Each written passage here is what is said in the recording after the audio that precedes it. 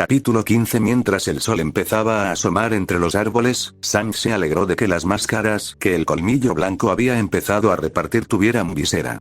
El sendero que venía de la carretera principal daba al este, y el joven fauno se encontró mirando directamente al sol de la mañana.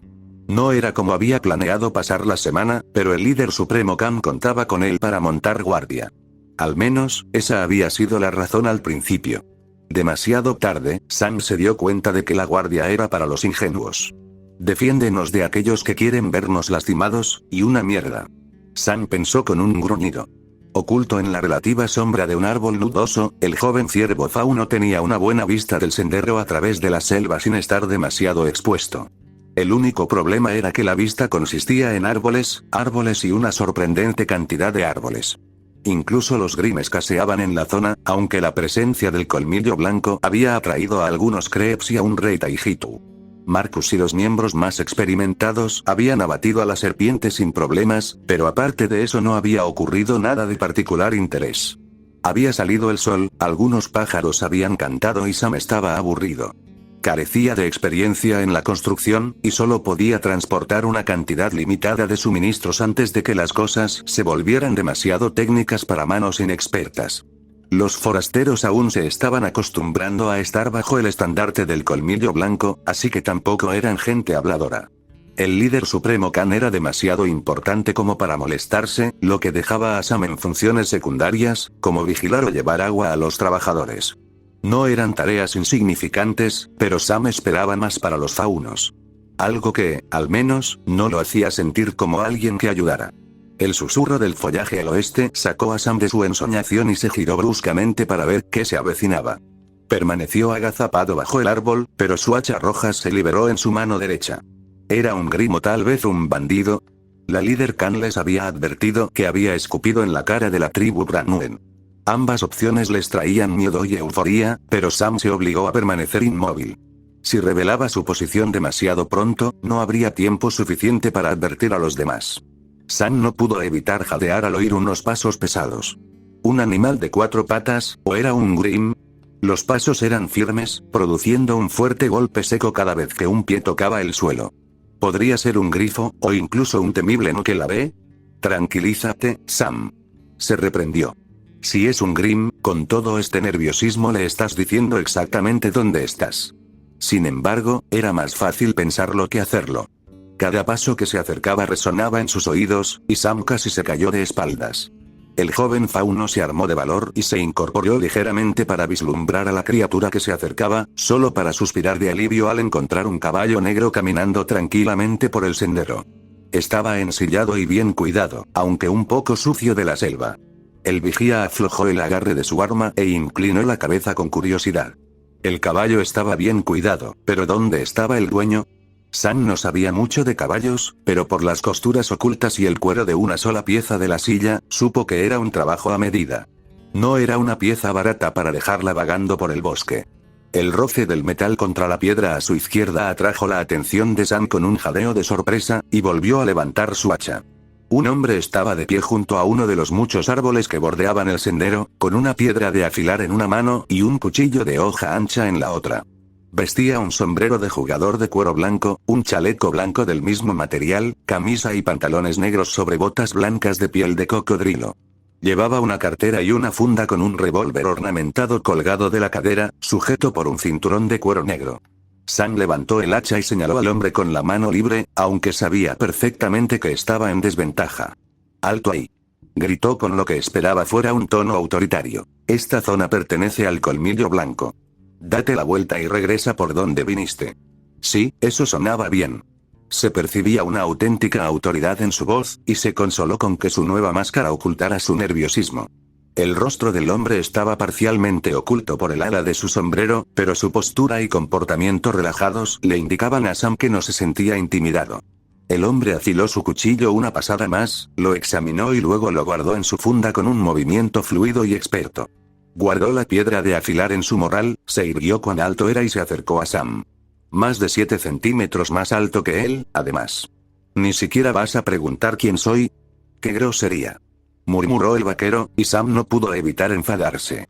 ¿Quién se creía este humano? y nada menos que acercándose al remoto cuartel general del Colmillo Blanco.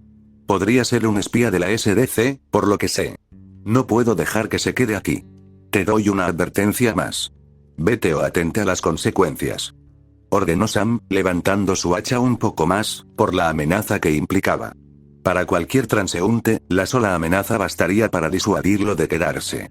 Este vaquero no parecía muy impresionado. De hecho, su leve sonrisa burlona indicaba que el humano estaba divertido. Eso no presagiaba nada bueno. Solo a quienes les divertían las armas alzadas eran a quienes estaban acostumbrados a manejarlas. Como un cazador, mira, hijo.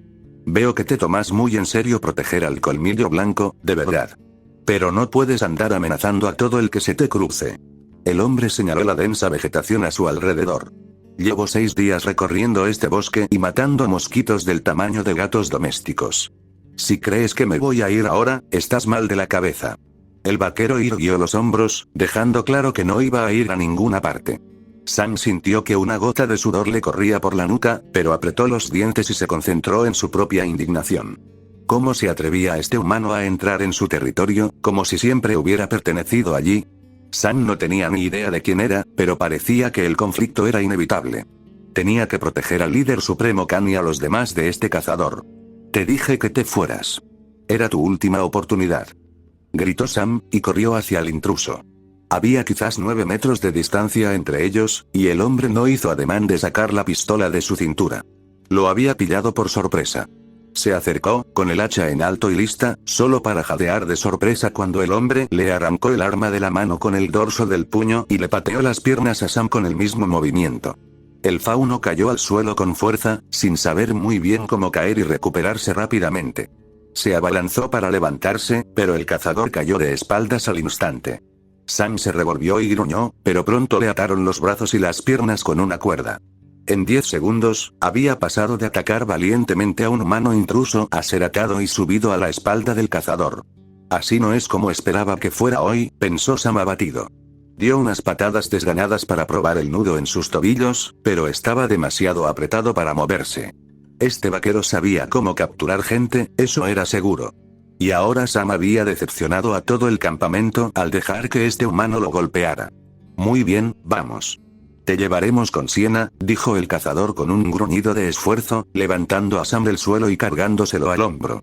Un breve silbido atrajo al caballo que lo había distraído al principio, y Sam se encontró colgado sobre la parte trasera del animal.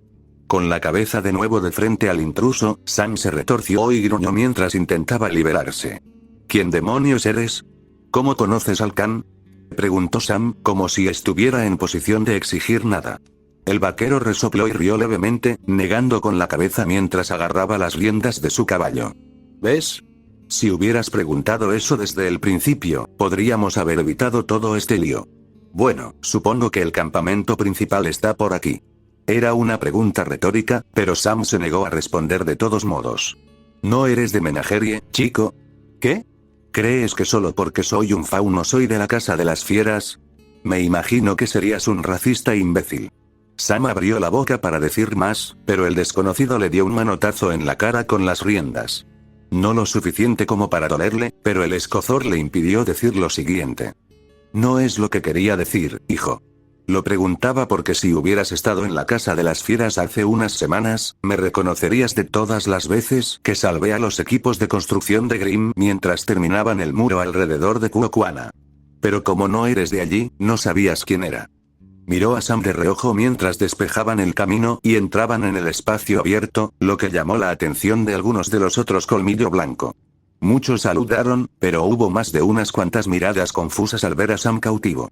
Al principio, nadie se atrevió a acercarse, y el joven centinela Colmillo Blanco sintió un vuelco al ver a Marcus bajando la colina. El veterano canoso miró fijamente a Sam y su mandíbula se abrió hacia adelante con frustración. De alguna manera, Sam sintió que su día estaba a punto de empeorar. Hola, Marcus, saludó el vaquero, reforzando aún más la idea de que la había cagado. ¿Cómo va la construcción? ¿Algún problema? El vaquero levantó el cuerpo atado de Sam del caballo y lo depositó en el suelo con cuidado. Sam oyó débilmente un cuchillo salir de su funda, pero le preocupó mucho más la expresión sombría del capataz de Colmillo Blanco. Se oyó un leve sonido de sierra y los tobillos de Sam se liberaron. Se incorporó sobre las rodillas con la ayuda del humano, y pronto también le soltaron las muñecas. Nada que no pudiéramos controlar. Pero la jefa se ha vuelto loca. ¿Crees que puedes con eso? ¿Qué? Este humano lo había atacado, lo había atado y lo había traído al campamento como si fuera un jabalí. Y aún así el capataz se ofrecía a presentarlo al líder supremo. Seguro que tiene mucho que decirme. El hombre asintió en dirección a Sam. El chico tiene mucha energía, pero mejor asegúrate de que se dirija a la gente antes de amenazarla. Así vivirá más. Marcus asintió lentamente, y luego su mirada acerada se posó en el joven fauno. Sam se acobardó ante su escrutinio. Me aseguraré de hacerlo. Me alegra verte aquí, Arthur. Quédate si puedes. A Sienna le vendría bien un guardaespaldas ahora mismo. Marcus miró a su alrededor, y un mensaje tácito se transmitió entre ambos que Sam no pudo captar. El ahora nombrado Arthur agarró las riendas de su caballo y giró los hombros. Bueno, mejor arrancarme esta astilla ahora. ¿Dónde está? Marcus señaló con la barbilla la tienda del líder supremo, en la cornisa que dominaba todo el lugar, y Arthur asintió con aprecio. De acuerdo. Si oyes algún grito, ven a salvarme. No podré contenerla mucho tiempo. Su forma de decirlo daba a entender que era una broma, pero considerando que estaba visitando al líder supremo del colmillo blanco, Sam no sabía muy bien cuánto se conocían. Y antes de que pudiera seguirlo para comprenderlo mejor, una mano de hierro se posó en su hombro. Ahora, sobre ese trabajo de centinela, Marcus no alzó la voz, pero era porque no tenía por qué hacerlo. Su tamaño y su porte aterrador hicieron que Sam gimiera de todos modos. Arthur podía oír débilmente los gritos del joven fauno pidiendo clemencia mientras subía con dificultad por el pequeño sendero que serpenteaba al borde del acantilado. Sonrió con sorna y negó con la cabeza, sintiendo solo un poco de lástima por el joven. Si tan solo hubiera preguntado, Arthur se lo habría explicado todo. Aún así, no le había hecho daño, y parecía que esta era una lección que valía la pena aprender. Siempre que uno lidiaba con el racismo, con demasiada frecuencia se encontraba respondiendo con la misma moneda. Los faunos, acostumbrados a ser discriminados por los humanos, solían corresponder con demasiada frecuencia, aunque Arthur no los culpaba. Se necesitaba una persona fuerte para soportar ese trato sin permitir que alterara sus valores, y a veces era mejor reaccionar que simplemente aguantarlo. El pistolero negó con la cabeza, guardando sus reflexiones para más tarde. Sienna había dado un paso audaz, desafiando al líder de una conocida banda de bandidos por el control de sus guerreros. Había resultado herida y ni siquiera le había avisado con antelación. Tucson le había quitado la decisión de contárselo después, pero aún le dolía haberlo ocultado. La explicación de Guirá sobre sus motivos alivió la indignación, pero no la disipó por completo. Seguía siendo una conversación que necesitaba tener con ella, como amigo. Siempre que esté dispuesta a escucharme. Reflexionó, escupiendo al suelo al llegar a la cima de la colina. Los aposentos de Sienna eran modestos, poco más que una gruesa tienda de campaña con 4 paredes. Una de esas paredes estaba enrollada y asegurada, lo que permitía al líder supremo una vista despejada de la obra. Arthur echó un vistazo al interior brevemente, pero no vio a la tigresa por ningún lado. Suponiendo que se revelaría tarde o temprano, Arthur se giró para obtener una vista aérea de la construcción. Era evidente que los colmillos blancos estaban construyendo sobre un terreno anterior, aunque lo que había antes ya había sido despejado. Arthur pudo ver que los cimientos del terreno eran de piedra tallada, pero las marcas de zonificación y los materiales de construcción de los colmillos blancos habían cubierto tanto que era imposible determinar la estructura anterior. Sin embargo, tuvo que reconocer el mérito de Marcus y sus hombres. Los artesanos faunus trabajaron rápido. Según la explicación de Guirá, muchos de los colmillos blancos dedicados a este nuevo proyecto estaban desempleados de la SDC y otras empresas, manos expertas que de repente se habían quedado sin trabajo. Desde el punto de vista de Arthur, era una injusticia que beneficiaba a los colmillos blancos, ya que contaban con una mano de obra talentosa que creía en la causa. Eso sí que es algo, comentó Arthur, quitándose el sombrero para rascarse la cabeza.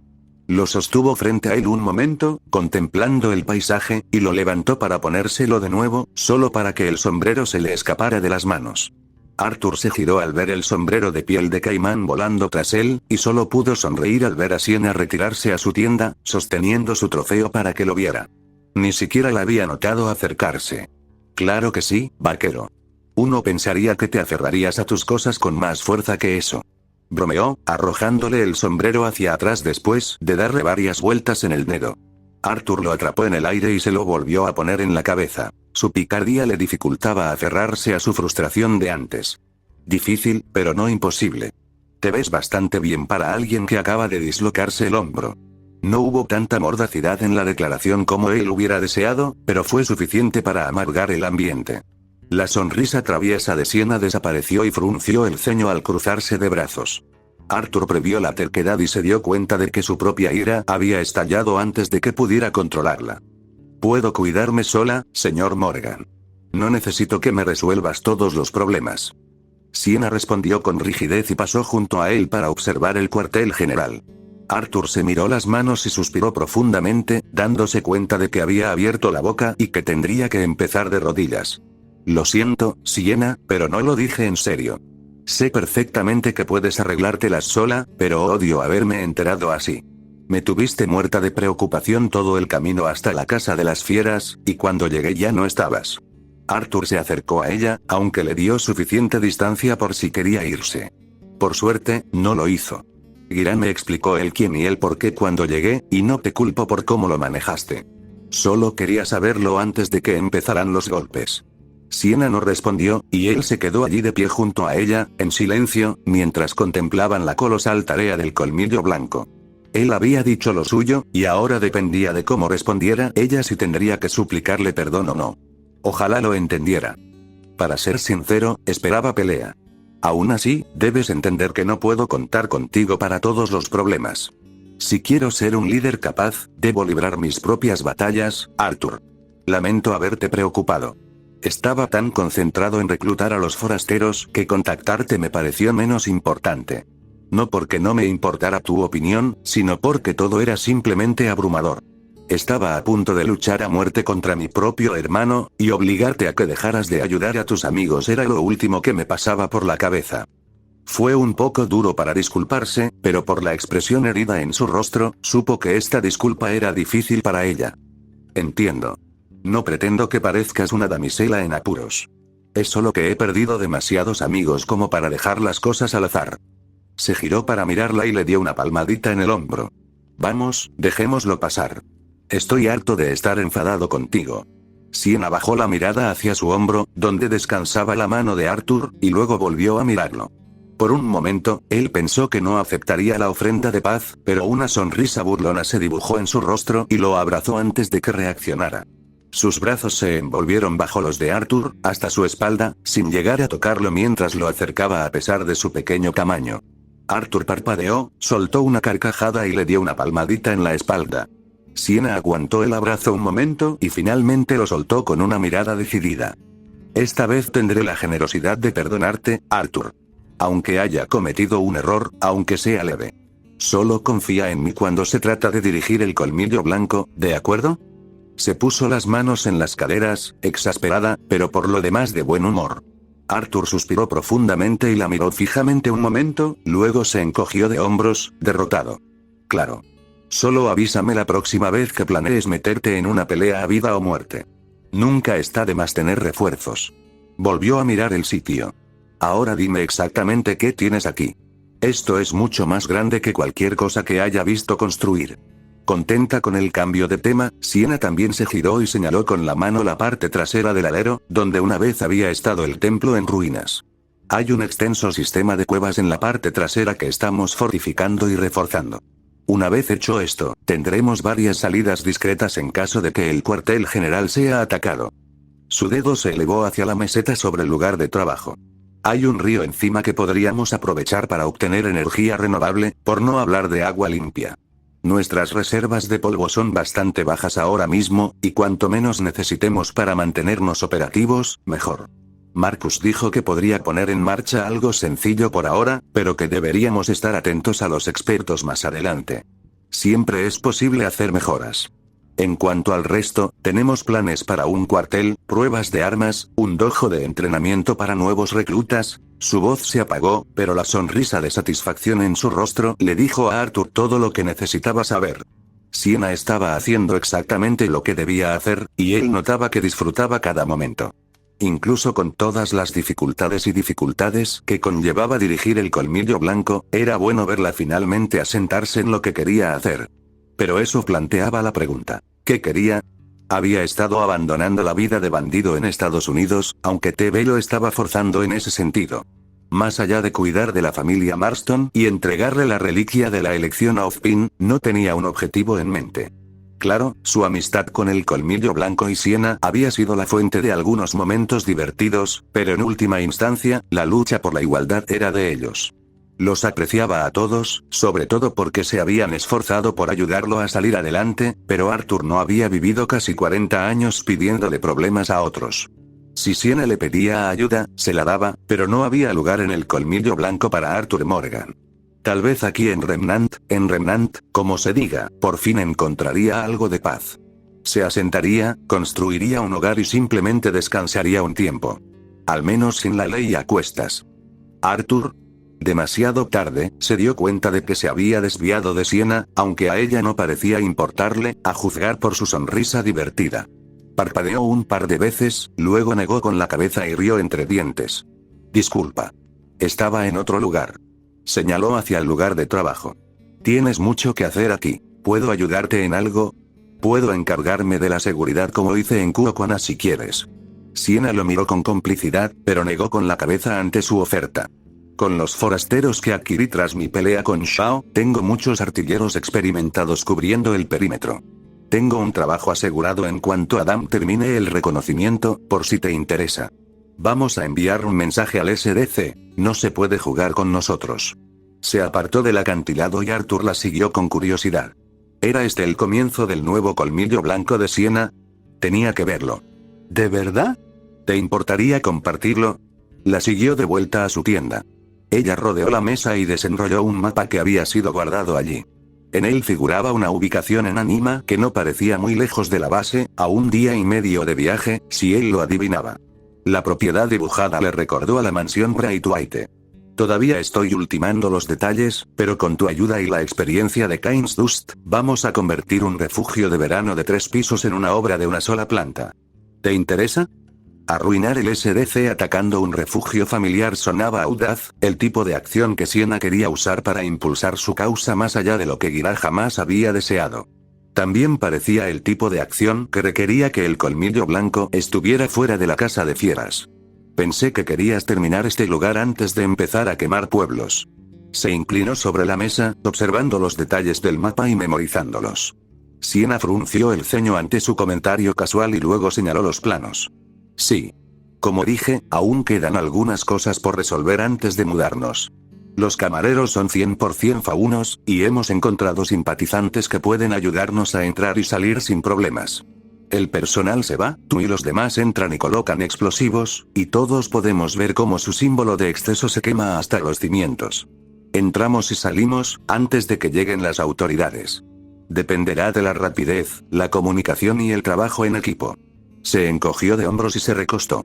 Si algún bien invaluable y fácil de vender desaparece al salir, entonces considera que es nuestra responsabilidad salvar los objetos de valor de la destrucción. ¿Qué te parece, Arthur? ¿Te animas a luchar por la libertad? El pistolero miró fijamente el mapa, con las manos en las caderas, mientras consideraba el plan. No era malo, y mientras lo hicieran bien, nadie saldría herido. Además, llamaría la atención internacional y demostraría al mundo que el colmillo blanco ya no era tan amable. Aún así, ¿seguro que no habrá nadie dentro? ¿Tienes una lista de todos los sirvientes y cocineros que trabajan allí? La sonrisa de Sienna se ensanchó. Sabía que él no preguntaría si no estuviera interesado en ayudar. Adam está ultimando los detalles, pero deberíamos tener una lista completa de trabajo.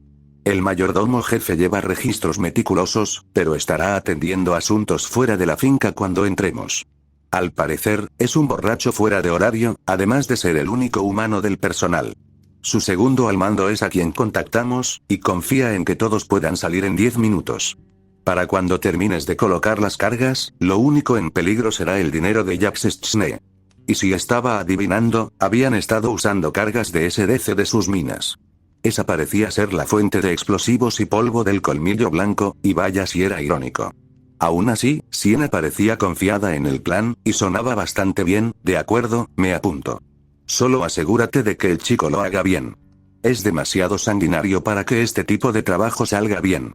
¿Qué me tienes haciendo mientras tanto? La radiante sonrisa de Sienna brilló, y prácticamente dio la vuelta a la mesa, saltando hasta un pequeño papel en la mesita de noche junto a su catre. Muchísimas gracias, Arthur. No tienes ni idea de lo que esto significa para mí. Mientras terminamos los preparativos de este trabajo, hay un lugar que quizá quieras visitar. Creo que sus servicios podrían interesarte.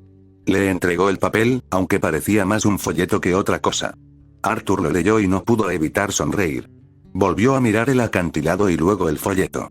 Si tenía tiempo libre, esta era la manera perfecta de hacerlo. Bueno, estaré. John supo desde el principio que no debía confiar en Sean, porque este trabajo parecía demasiado bueno para ser verdad. Aún así, el dinero era justo, y si iba a cuidar de Abigail y Jack en esta sociedad, lo iban a necesitar. Dados todos los asuntos turbios que había hecho para Dutch, un trabajo como este tampoco estaba tan lejos de su alcance. Servir de matón para un jefe mafioso local se sentía como su viaje a Saint Denis, solo que esta vez Jack no había sido secuestrado. Se encontró apoyado contra una pared en las zonas más sombrías de Vale, lo más parecido a un barrio rojo que había visto en la ciudad. No conocía bien el pueblo en su totalidad, a pesar de su tamaño, pero la tecnología y la gente que tenían eran asombrosas. En Estados Unidos, los coches, los aviones, las armas automáticas y todo tipo de cosas parecían sacadas de la ciencia ficción, pero aquí en Vale era la realidad. El clima social también era muy diferente. Por allí, a la gente no le importaba mucho el color de piel, aunque los faunos parecían recibir peores golpes que los demás. Eso era otra cosa que aún estaba asimilando. La gente con partes de animales parecía un sueño febril en su tierra, pero ahora no solo tenía que lidiar con ello, sino que tenía que concentrarse en no mirar fijamente y causar más problemas. El tipo que Junior había enviado con él vestía igual que sus lacayos. El traje, el sombrero y las gafas de sol rojas de siempre. Dijo llamarse Chester, lo cual no parecía precisamente un nombre de gángster. Cuando John lo dijo, el hombre se rió. Sí, menos mal que ven el traje y dicen Junior, no Chester. Si no, no podríamos asustar ni a un niño de quinto. El tipo sabía reírse de sí mismo, algo poco común en este oficio. En cualquier caso, John y Chester tenían la tarea de reclutar o dispersar una banda emergente llamada la Banda del Hacha Roja, que había estado causando revuelo en los barrios bajos y los distritos marítimos. Traficar con drogas y prostitutas estaba muy bien, pero si Junior no sacaba tajada, perdía dinero frente a la competencia. Así que, como iniciado en las filas de la familia Shion, el trabajo de John era resolver el problema, de una forma u otra. John y Chester caminaron por el callejón que conducía al avistamiento más reportado del Hacha Roja, justo cuando las luces de la calle empezaban a parpadear. Chester levantó la vista un momento y luego la ignoró, así que John también. A pesar de su experiencia como matón, este nuevo mundo requería que John siguiera el ejemplo de Chester hasta comprender mejor el lugar. Los pergaminos, los bullets, diablos. Incluso las drogas eran diferentes. Así que seguiría el ejemplo de Chester por ahora, hasta que pudiera cuidarse mejor. Dijeron que les gusta usar a sus clientes como escudos, así que cuidado con el fuego si las cosas se ponen feas. Si matan a alguien sin afiliación, la ley se ve afectada, y Junior tiene que quemar favores para que no nos los den. Además, la gente no merece que la maten a tiros en la calle. Que Chester sintiera la necesidad de añadir la segunda parte hizo que John se sintiera un poco mejor con la gente con la que trabajaba, aunque solo un poco. Soy muy buen tirador, no te preocupes. ¿Y si alguno tiene aura? Otra cosa a la que se estaba acostumbrando. Junior había prometido que si seguía teniendo éxito en la familia, su aura se desbloquearía, pero no era algo que fuera a regalar sin más. Incluso un capo del crimen sabía algo mejor que blindar a todos los matones que entraban por su puerta. John tenía que demostrar que era una buena inversión para recibir la mejora. Tras su pequeño forcejeo con Sean, Marston tuvo que admitir que ansiaba una red de seguridad como aura en una pelea. Nos retiramos y hacemos que salgan los gemelos. El aura no es precisamente un factor decisivo, pero el ruido que armaríamos al acabar con alguien con aura frustraría el propósito de que el jefe nos enviara a dos. Si ves ese brillo, nos largamos. Solo asegúrate de que no te pillen. Chester se giró para mirar a John de reojo. La mayoría de estos matones que tienen el aura desbloqueada no están precisamente entrenados en ella. Si no eres cazador o cazadora, el entrenamiento de aura se vuelve carísimo. Así es como Beacon y las otras escuelas nos mantienen a raya. Incluso las hermanas Malachite fueron a un gimnasio en Vale para ser tan buenas como son. Me alegra saberlo. John asintió y se concentró en el final del callejón. Ya aparecían señales de su presa. Yonkis apoyados en las paredes en medio de un subidón extenuante, dos mujeres vestidas de forma demasiado escandalosa para el clima, y un joven matón en la esquina vigilándolo todo. Consigue tu dosis o diviértete, todo bajo la atenta mirada de la pandilla. Una buena manera de garantizar la repetición de clientes, brindando seguridad, pero también les decía a John y Chester que estaban en el lugar correcto. Sígueme el ejemplo, siseó Chester, y John dejó caer la mano hacia su ganadero. No la agarró, pero tampoco se desvió al caminar. Los dos se acercaron tranquilamente a la esquina, y uno de los drogadictos se desprendió de la pared repentinamente, en el camino de Chester. El matón fingió golpear al adicto con el hombro, haciéndolo girar y estrellarlo contra la pared con tanta fuerza que le rompió la nariz. El hombre cayó al suelo, pero por sus quejas, el pobre hombre no se sintió tan herido como ofendido. Los opiáceos eran una droga terrible. Aún así, funcionó. El encapuchado que vigilaba a todos le gritó a Chester, pero un vistazo a su atuendo le dijo al vigía todo lo que necesitaba saber. Oí que andaban haciendo negocios por aquí, comentó Chester, concentrado en el puesto de observación mientras John le vigilaba las espaldas. Las dos prostitutas recogieron sus pertenencias de la acera y salieron disparadas del callejón, pero los clientes restantes seguían siendo un problema. John nunca había estado tan drogado como estos tipos, pero sabía que todo era posible. ¿Sí? ¿Y a ti qué? Respondió el encapuchado, con una mano libre a un lado mientras la otra agarraba algo en el bolsillo de su sudadera. John vigilaba a los demás, pero esa mano escondida se convirtió en el mayor problema. Si sacaba una pistola, dudaba que el cuchillo de Chester llegara a tiempo al encapuchado. A Junior no le importa un poco de competencia. Mantiene el mercado interesante. Pero si vas a operar aquí, tienes que pagar el peaje. Así que te propongo lo siguiente, sacó la navaja mariposa de la manga de Chester mientras agitaba el brazo. Paga el impuesto y sigue adelante, o vete de aquí al amanecer. Tú decides. El capó se irritó ante la oferta, y John ya veía a dónde iba. Sin embargo, también veía que uno de los drogadictos sentados en el suelo había dejado de mirar al vacío y observaba el duelo con atención. Coherentemente, además. ¿Escondido con los clientes, eh? No es un mal plan. Pero olvidaste seguir actuando. John lo amonestó mentalmente y cambió de objetivo. Chester vigilaba, John ahora estaba concentrado en el durmiente. Y eso era bueno. Esto es lo que tengo que decir sobre tu oferta. Proclamó el encapuchado, sacando una cachiporra de su capucha y arremetiendo contra Chester. El matón negó con la cabeza y extendió su cuchillo con una empuñadura estándar, adoptando una postura mientras el joven se acercaba. Al mismo tiempo, el yonki que John había estado observando reveló que debajo de su ropa raída y media manta había una escopeta de corredera. En lugar de sacar su revólver y llamar la atención disparando, John corrió hacia donde estaba sentado el hombre y le clavó la bota en la muñeca, haciéndole gritar y soltar el arma. Cuando la escopeta cayó al suelo, el ganadero de John desenfundó y se presionó contra la sien del hombre con toda la autoridad de la mismísima muerte. Creo que será mejor que te quedes quieto, amigo. No me gustaría ver qué pasa después, amenazó John. Retrocedió cuando el hombre levantó las manos en señal de rendición, manteniendo una distancia prudencial entre ellos mientras recogía la escopeta. Detrás de él, Chester y el vigía forcejeaban con su porra y su cuchillo, aunque los gritos de dolor del joven le indicaron a John que Chester tenía algo más de experiencia de la que dejaba entrever. El hombre del traje esquivó un golpe amplio y se abalanzó para cortar el brazo extendido, añadiendo otra línea roja de ira a la creciente colección de heridas del vigía. El chico gruñó en respuesta y volvió a golpear, pero no tuvo más éxito que la primera vez. John miró a su alrededor, asegurándose de que no salieran más de los edificios circundantes. Una vez convencido de que todo estaba bajo control, enfundó su revólver y agarró su nueva escopeta. Accionó la corredera, un sonido satisfactorio que detuvo al oponente de Chester. Sin embargo, no tuvo el mismo efecto en Chester, y el matón trajeado lo noqueó de un buen puñetazo en la sien. Con solo uno por delante, John apuntó con el arma a su anterior dueño. Ya conoces las condiciones. Ahora regresa y díselo a los demás. Paga o lárgate.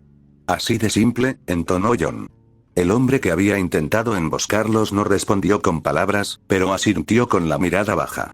John retrocedió hacia el callejón por el que habían venido, y Chester lo siguió. Una vez a una distancia prudencial, los dos dieron media vuelta y regresaron al coche a paso rápido. Mientras caminaban, Chester miró a John con ojos evaluadores a través de esas ridículas gafas que llevaba. Lo hiciste bastante bien, nuevo. Le diré al jefe que tienes agallas. Seguro que te querrá para un trabajo más importante. Bajó la vista hacia la escopeta que le habían quitado a John. Además de tu paga de esta noche, ¿por qué no te la quedas? Debe ser mejor que ese revólver. A John no le gustaba que alguien hablara mal de un arma que había llevado durante años, pero tampoco iba a rechazar una escopeta gratis. En cambio, simplemente gruñó y dejó caer la escopeta en su mano izquierda. La desmontaría y la pondría a punto cuando llegaran a casa, y como mínimo sería una buena arma de defensa para Abigail y el chico. Esto es solo temporal. John se recordó. Solo tengo que instalarnos y terminaremos con todo esto. Por alguna razón, no lo creía. Summer sabía que Estados Unidos era un país extenso, pero jamás imaginó la distancia que separaba Saint-Denis de Canadá. 2 semanas enteras de viaje empezaban a agotarla, a pesar de que los demás necesitaban ayuda urgentemente. Su juramento como cazadora parecía un poco vacío, considerando que prácticamente había abandonado Remnant y luego había enviado allí lo único que protegía con un vaquero con una enfermedad terminal. Aún así, no podía abandonar a los amigos de Arthur encima de su propia familia, no después de la promesa que había hecho. Tal como estaban las cosas, estaban a solo unas millas al oeste de Chicago, siguiendo el río Mississippi hasta los Grandes Lagos. Eso los mantenía lo suficientemente cerca de la civilización para reabastecerse y saber si los seguían, pero lo suficientemente lejos como para que la ley no tuviera tiempo de abalanzarse sobre lo que quedaba de los Wapiti y la banda de Van der Linde. Aunque, la presión sobre estos últimos no era tan grave considerando que habían atrapado al propio Dutch. Cuanto más al norte se dirigían, más escasas eran las noticias, pero Summer sabía de buena fuente que el juicio de Dutch sería rápido y decisivo. La horca aguardaba al antiguo mentor de Arthur. Y bien podría habérselo puesto yo misma. Pensó con tristeza. Se mirara como se mirara, la intervención de Summer en la banda de Van der Linde había llevado a su destrucción. Había sido una muerte merecida, pero aún así no soportaba hacerle daño a quienes Arthur consideraba amigos. No cuando él le había prometido cuidar de su familia. Un codazo a sus espaldas la sacó de sus pensamientos oprimidos y levantó la vista para observar su entorno. La caravana atravesaba un valle poco profundo, el último tramo de ladera que alcanzaba a ver antes de acercarse a las llanuras cercanas a los Grandes Lagos. Incluso a pesar de estar lejos, el lago Michigan ya les enviaba ráfagas de viento. Los árboles eran más altos allí, pero menos numerosos. El sendero serpenteaba ligeramente hacia la ladera más alta del valle, y más allá se encontraba su destino. A su lado, Charles asintió hacia los árboles con expresión cautelosa. Summer siguió su mirada y encontró un cuervo negro observándolos desde las ramas. Cuando su mirada se posó en el animal, este comenzó a acicalarse, ocultando su rostro entre las plumas. Parece que tienes una nueva mascota, comentó Charles con sequedad, observando también al pájaro. Summer frunció el ceño ante su comentario y le dirigió al hombre mestizo una mirada inquisitiva. ¿Qué quieres decir? Señaló directamente al pájaro, mientras este seguía limpiándose diligentemente. Ese mismo pájaro nos ha estado siguiendo desde que salimos de Lemoyne. Es el único cuervo tan grande que he visto. Y tiene los ojos rojos, explicó Charles, y Summer volvió a examinarlo. Era un animal sano, sin duda. Casi le recordaba a su compañera de equipo, Raven, pero eso era imposible. Raven estaba en Remnant y la creía muerta. Una revisión de los mensajes en la cuenta de pergaminos de Ty lo había demostrado. Aún así, el parecido era asombroso. ¡Qué raro! ¿Conoces a alguien que pueda entrenar a un pájaro? Preguntó en broma, pero la expresión de Charles permaneció solemne. Volvió a mirar al pájaro y negó con la cabeza al pasar junto al árbol donde estaba posado. Mucha gente cree que los cuervos traen buena suerte, pero creo que nunca había oído hablar de un pájaro con ojos rojos como buen augurio. Otra coincidencia, y esta vez mucho más alarmante. Quizás, debería echarle un vistazo. Si realmente era Raven Branwen quien la seguía y no el ave más singular de Estados Unidos, la mejor opción para Summer para confirmarlo era aislarse y ver si su antiguo compañero se acercaba. Bueno, dudo que sea algo de qué preocuparse. Oye, ¿puedes vigilar un momento? Charles arqueó una ceja, y Summer no tuvo que fingir un rubor. Tengo que ocuparme de algo antes de que salgamos a los llanos. Observó cómo el hombre fruncía el ceño hasta que se relajó un momento después, entendiendo por fin lo que le estaba preguntando. De acuerdo. No te alejes demasiado. Ya tenemos suficientes huecos en nuestra guardia. Señaló con la cabeza un matorral particularmente denso al pie de un árbol cercano. Summer se apartó de la caravana y se quedó junto al árbol, esperando pacientemente mientras el resto de la nación Wapiti pasaba.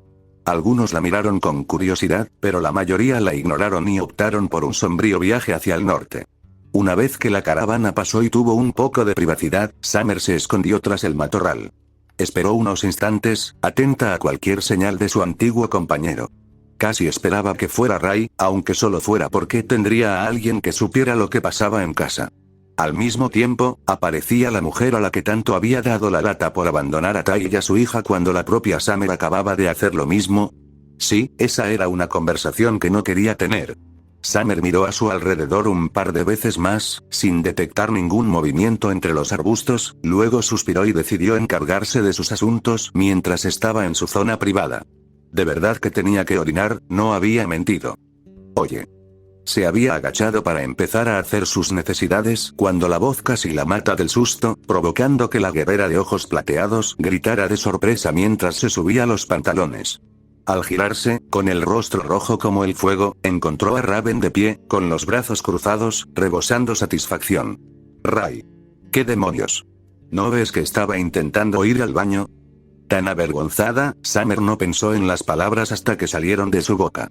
De hecho, la sonrisa de Raven se acentuó aún más. Oh, lo siento. Continúa, por favor. Nunca había visto a una muerta orinar. Por cómo se quedó quieta, Raven no tenía intención de darle privacidad a Summer. El impulso seguía ahí, pero la aprensión de enfrentarse a su antigua compañera ahogó los gritos de alivio de su vejiga. Summer tuvo la decencia de parecer avergonzada, pero le costaba mucho sostener la mirada de Raven. Siempre depredador, Ray interpretó su silencio como una invitación a criticar. Raven finalmente lee la escritura en la pared, y deja atrás a su querida familia en busca de respuestas y protección en la naturaleza, y Summer es la primera en quejarse. Y, sin embargo, aquí te encuentro haciendo exactamente lo mismo. Pero corriste mucho más lejos de lo que jamás hubiera soñado. Dime, ¿te enojaste porque te dolió o porque yo lo hice primero?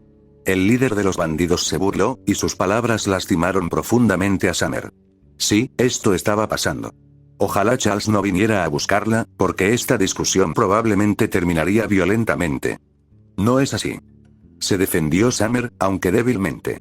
Estuve a punto de morir en Bakuo, y los agentes de Salem me dijeron que se dirigían a por Ruby y Jan. Pensé que si creían que había muerto, dejarían a Tai y a los demás en paz. En cuanto a este lugar, se encogió de hombros. Lo encontré por casualidad.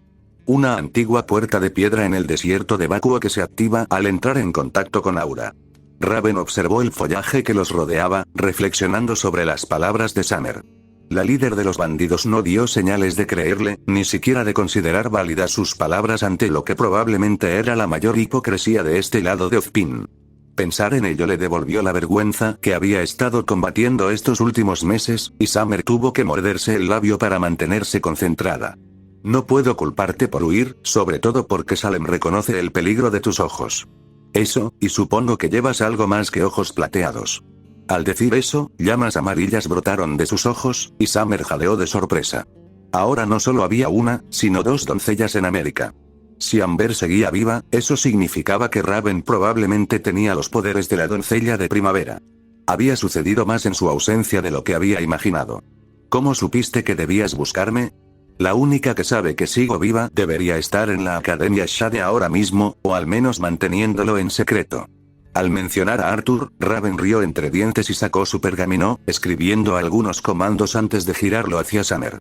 La mujer de ojos plateados encorvó los hombros al ver su propia imagen en el dispositivo, una imagen de sus vídeos instructivos para Arthur. Un vaquero se metió en problemas en Mistral. Escoltaba al colmillo blanco y se enfrentó a un viejo cuervo borracho. Raven sonrió con sorna al ver la exclamación de horror de Summer. Le diste tu pergamino, pero no le enseñaste a mantener el localizador apagado. ¿De verdad que lo pusiste a prueba, no? Ah. Eso. Sí, por desgracia no había forma de desactivar el rastreador permanentemente a menos que destruyeras el pergamino por completo. El dispositivo había sido un riesgo, pero también era la única forma de incluir tanto material instructivo en tan poco tiempo. Ahora, solo había arruinado su secreto y puesto a Arthur en peligro. ¿Están bien? Sé que a Crow no le haría mucha gracia, considerando que, bueno, hizo un gesto vago a su alrededor. ¿Qué pasó entre ellos? Raven se acercó al árbol más cercano, no al que casi se orina, y se apoyó en él, cruzando los brazos sobre la empuñadura de su espada. Si te preguntas quién era el mejor luchador, eso nunca se determinó. Apenas empezaban a ponerse serios cuando intervine. Claro, no eran un desafío para alguien como yo. Raven admitió su superioridad con tanta naturalidad, inspeccionándose las uñas con expresión aburrida. El vaquero logró escapar de mi campamento y se llevó consigo al ingenuo de mi hermano. En cualquier caso, sin duda sabes cómo elegir a tus hombres. Summer hizo una mueca, captando el insulto. No solo había elegido un reemplazo capaz, sino que había ido a por el segundo descuidado de Raven, Taiyang. Ay, esta conversación se estaba convirtiendo en justo lo que ella temía. Bueno, supongo que está bien. Summer se quedó sin nada que decir, dejando la conversación enteramente en manos de Raven. Podía sentarse allí y acosar a Summer hasta que el sol se ocultara en el horizonte, o podía hacer lo que había venido a hacer.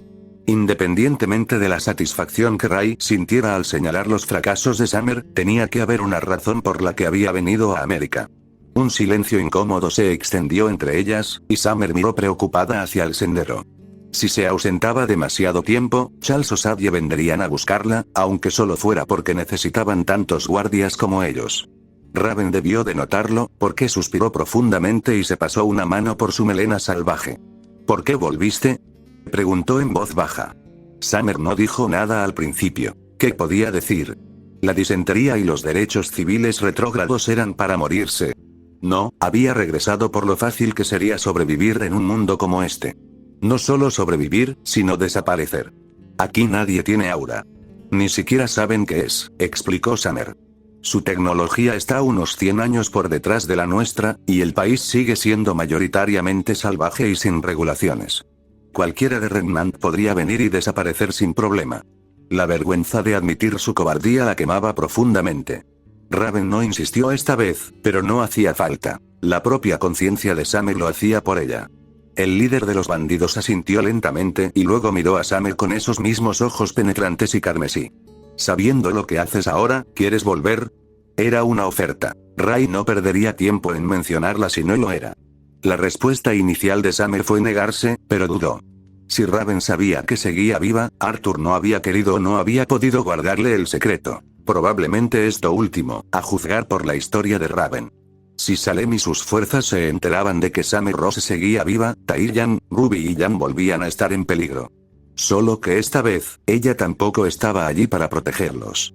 La reliquia iba, con suerte, de camino a Ozpin para que él la usara como él quisiera, pero su familia seguía en peligro. Ella no había eliminado el peligro, sino que lo había retrasado. Y ahora era el momento de regresar, aunque solo fuera para asegurar la supervivencia de su familia. Ozpin podía tener su guerra. Summer ya había muerto una vez por él. Sí, lo hago, dijo con firmeza. Fue lo primero que le dijo a Raven con convicción, y la mujer de ojos rojos rió entre dientes ante la respuesta. A Ray le gustaba meterse con la gente. El poder era lo único que le importaba, y la culpa ejercía un poder único sobre la gente. Aún así, se había ofrecido a devolver a Summer. Pero tal oferta tenía un precio. Bien. Casi te pierdo el respeto. Raven se bajó del árbol, agarrando su espada con una mano y su vaina con la otra. No puedo darte tanta lata después de haber hecho lo mismo. Summer parpadeó, sin poder creer que Raven fuera tan generosa sin motivo. Quizás porque estaba de acuerdo con el plan. ¿O porque sabía la amenaza que representaba Salem? Raven, empezó Summer, pero una mirada mordaz de la mujer la interrumpió. Raven negó con la cabeza y cerró los ojos, obviamente concentrada en su semblanza. No hagas que esto parezca patético, la amonestó. No tengo tiempo ni paciencia para esas tonterías. Estamos mucho más lejos de lo que suelo viajar, así que esto me va a costar mucho. Más te vale que lo aproveches. Antes de que Summer pudiera decir nada más, Raven desenvainó su espada y abrió el característico vórtice giratorio que era su semblanza. La grieta negra y carmesí se arremolinaba en el aire, pero parecía más pequeña que las que Summer siempre había visto. El rostro de Raven empezó a gotear sudor, y todos sus músculos se tensaron por el esfuerzo de mantener el portal. Váyanse. Rápido. Espetó el líder de los bandidos. Summer quería decir algo, cualquier cosa, pero no iba a dejar que sus sentimientos le impidieran volver a ver a su familia. Sin siquiera considerar las posibles consecuencias, Summer se lanzó al portal lo más rápido que pudo, dejando de lado la precaución por la velocidad. Su visión se oscureció y sintió la repentina euforía que acompaña a una caída en el espacio. Cuando la luz regresó, aterrizó mitad sobre una cama, mitad fuera de ella. La caída resultante arrojó 60 kilos de la experta cazadora al suelo, quitándose la capa lo más rápido que pudo. Miró a su alrededor con el corazón en la garganta mientras consideraba las posibilidades. Ray no sería tan cruel como para arrojarla a la habitación de Jan, ¿verdad? Un fuerte ronquido interrumpió el pánico de Summer, quien al mirar hacia arriba vio al otro miembro masculino del equipo STRQ. Crow estaba despatarrado en la cama de lo que probablemente era una taberna, con varias botellas vacías de ron junto a sus dedos inertes. Summer puso los ojos en blanco y suspiró exasperada, decepcionada de que nunca hubiera dejado ese hábito. Levantó la vista expectante para ver cuándo la seguiría Raven, pero para su asombro, el portal se cerró sin que su compañero entrara. El portal se encogió y desapareció con un destello de luz, dejando a Summer con un Crow inconsciente y varias preguntas. La guerrera de ojos plateados consideró sus opciones, y despertar a Crow era definitivamente la última de la lista. Dudaba que fuera tan indulgente como Raven, sobre todo si estaba tan borracho como olía. No, Summer sabía exactamente quién sería el primero en enterarse de su regreso. Solo tenía que conseguir un pergamino. Pero primero, tenía que orinar. Mientras Summer salía sigilosamente de la habitación de hotel de Crow, Raven observó cómo se cerraba el portal con una sonrisa satisfecha. La conversación había sido refrescante, considerando la frecuencia con la que había sido víctima de las mentiras. Pero más que eso, había conseguido todo lo que podía desear en un escondite. ¿Un mundo entero sin aura, eh? Sonrió ante las posibilidades. Había tanto que podía hacer con eso, y si eran la mitad de débiles de lo que Summer había afirmado, los arbustos temblaron cuando Sadie Adler entró en el bosque, pero solo encontró unas huellas y unas plumas de cuervo. Summer Rose se había marchado, con la caravana tan cerca de los grandes lagos. Y sin que Summer ni Sadie lo supieran, la mujer que la había reemplazado en Estados Unidos era mucho menos benévola. Capítulo 16. Arthur miró el letrero de madera, bien elaborado, rascándose la cabeza y preguntándose en qué demonios se había metido. A su lado, Ambre le rozó el hombro con el hocico y le tiró el sombrero, lo que provocó que Arthur maldijera y se agachara a recogerlo. Sienna lo había dirigido a un establo a unos 16 kilómetros al norte de su base, en el pequeño pueblo de Prestwick. Al parecer, era una tienda especializada en animales de servicio y compañeros cazadores, pero el verdadero truco residía en que podían desbloquear el aura de un animal. Al menos, eso decía el folleto. Arthur se puso el sombrero y miró a Ambre de nuevo, luego agarró las riendas y pasó por debajo del letrero. El establo era casi del tamaño de un rancho pequeño, con cercas de madera y algunos corrales junto a un granero mediano. Era más grande que el antiguo granero de Sadie Adler, pero no del tamaño del establecimiento Brightwhite. Sin duda, estaba construido con mejores materiales, pero presentaba otras diferencias con la mayoría de los establos que conocía. La mayoría de los establos que Arthur había visto tenían aperos y equipo para caballos, postes de enganche y corrales de entrenamiento. Este lugar tenía muñecos de entrenamiento y lo que parecían ser correas en cada compartimento, aunque no lograba comprender para qué. Las puertas del granero estaban abiertas, y Arthur pudo ver a algunas personas haciendo tareas dentro y alrededor del establo. Un par de chicos más jóvenes, de unos 20 años como máximo, y un hombre mayor que parecía más bien de la edad de Arthur. Ambos chicos tenían el pelo corto y pelirrojo, eran pecos y vestían camisas a cuadros abotonadas con vaqueros de trabajo, mientras que el dueño vestía una camisa verde y un mono vaquero. O al menos asumió que el hombre era el dueño. «Oye, jefe. Creo que tenemos un cliente», gritó uno de los chicos, antes de terminar de apretar una de las ataduras en un puesto. El otro atendía a un hermoso turcomano dorado en otro puesto, aunque un pequeño cartel indicaba que no estaba a la venta. El dueño salió de limpiar un puesto vacío y vio a Arthur, quien saludó con la mano y asintió. El hombre dejó la horca y se secó la frente. Su largo cabello oscuro estaba salpicado de canas. Su nariz puntiaguda le recordó a Arthur a los hermanos cerca de Rodas que vendían caballos robados. Sin embargo, este tipo parecía mucho más honesto. «Hola, señor. Me llamo Trevor. Soy el dueño de estos establos», señaló Ambre con la cabeza y silbó con admiración. Tiene una bestia magnífica. Arthur sonrió y asintió con admiración, dándole una palmadita al árabe de ébano en el cuello. Sí, ha pasado por mucho conmigo. En parte por eso vine aquí. Arthur levantó el folleto que Sienna le había dado. He oído que pueden darle aura a un caballo, o al menos desbloquearla. La comprensión se dibujó en el rostro de Trevor, y se frotó la barbilla mientras se acercaba al pistolero.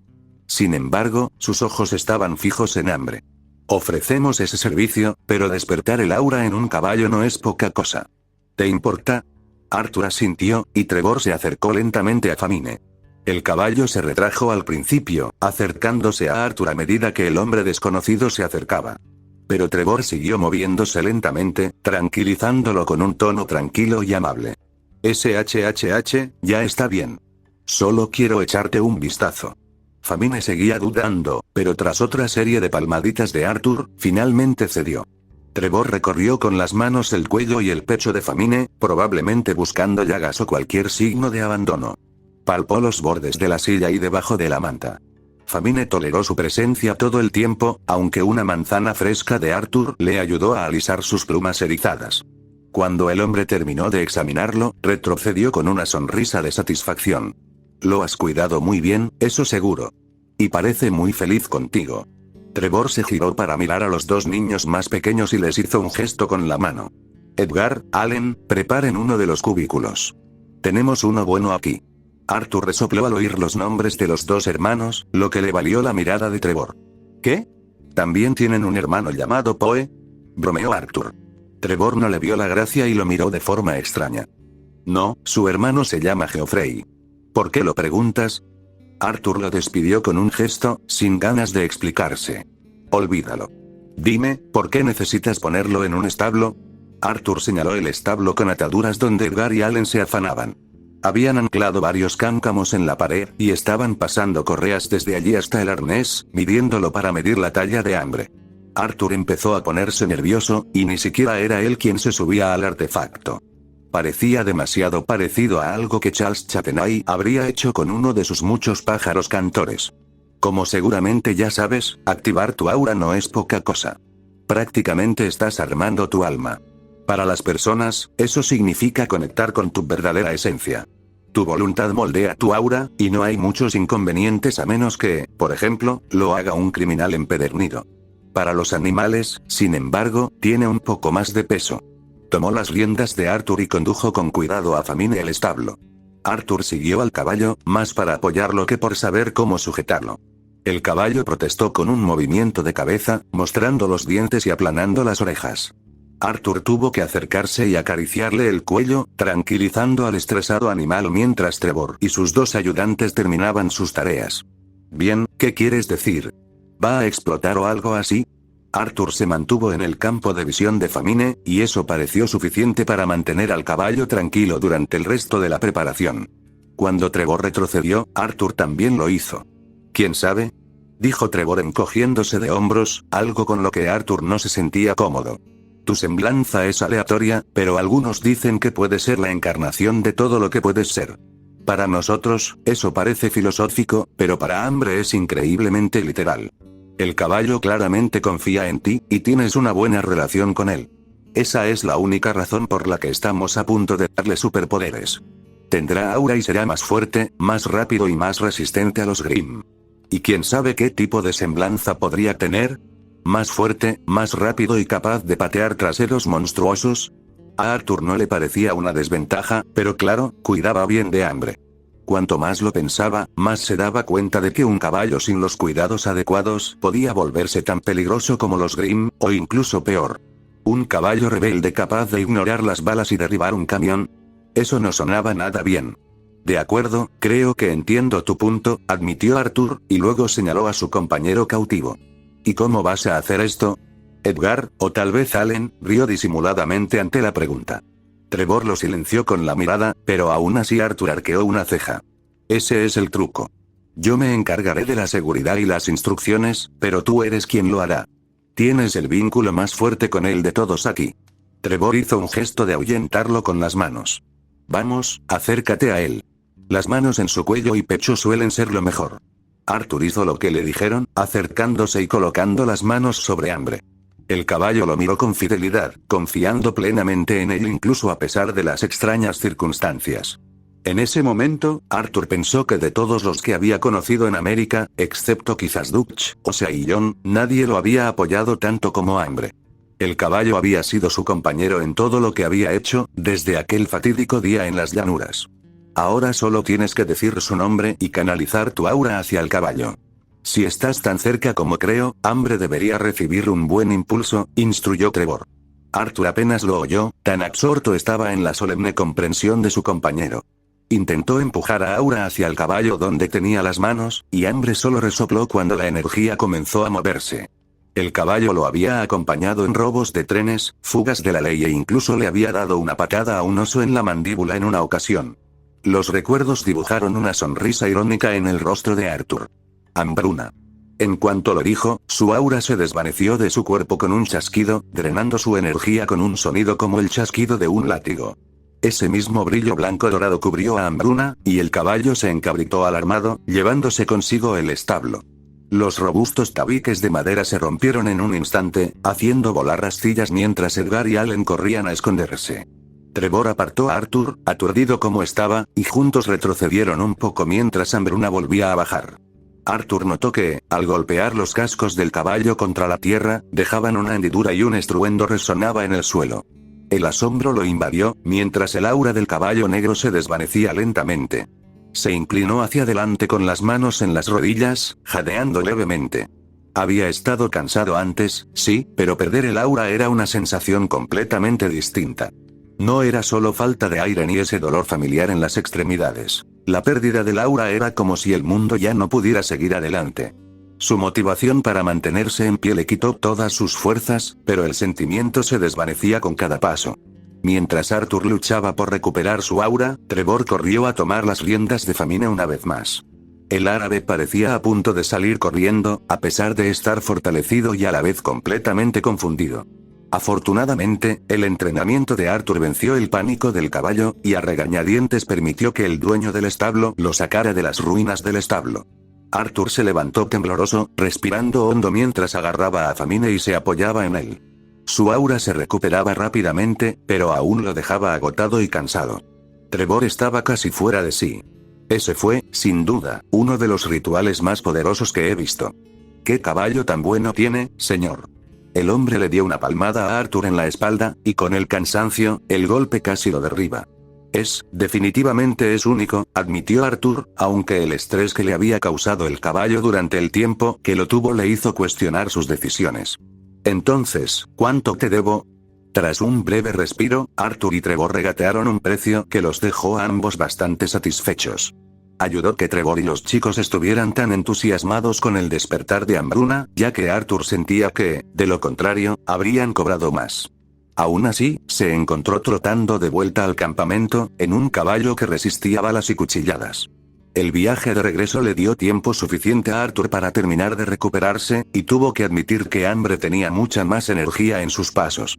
Normalmente, el caballo necesitaría breves descansos si trotaba a campo traviesa como ahora, pero el caballo mantuvo un ritmo rápido y no dio señales de detenerse.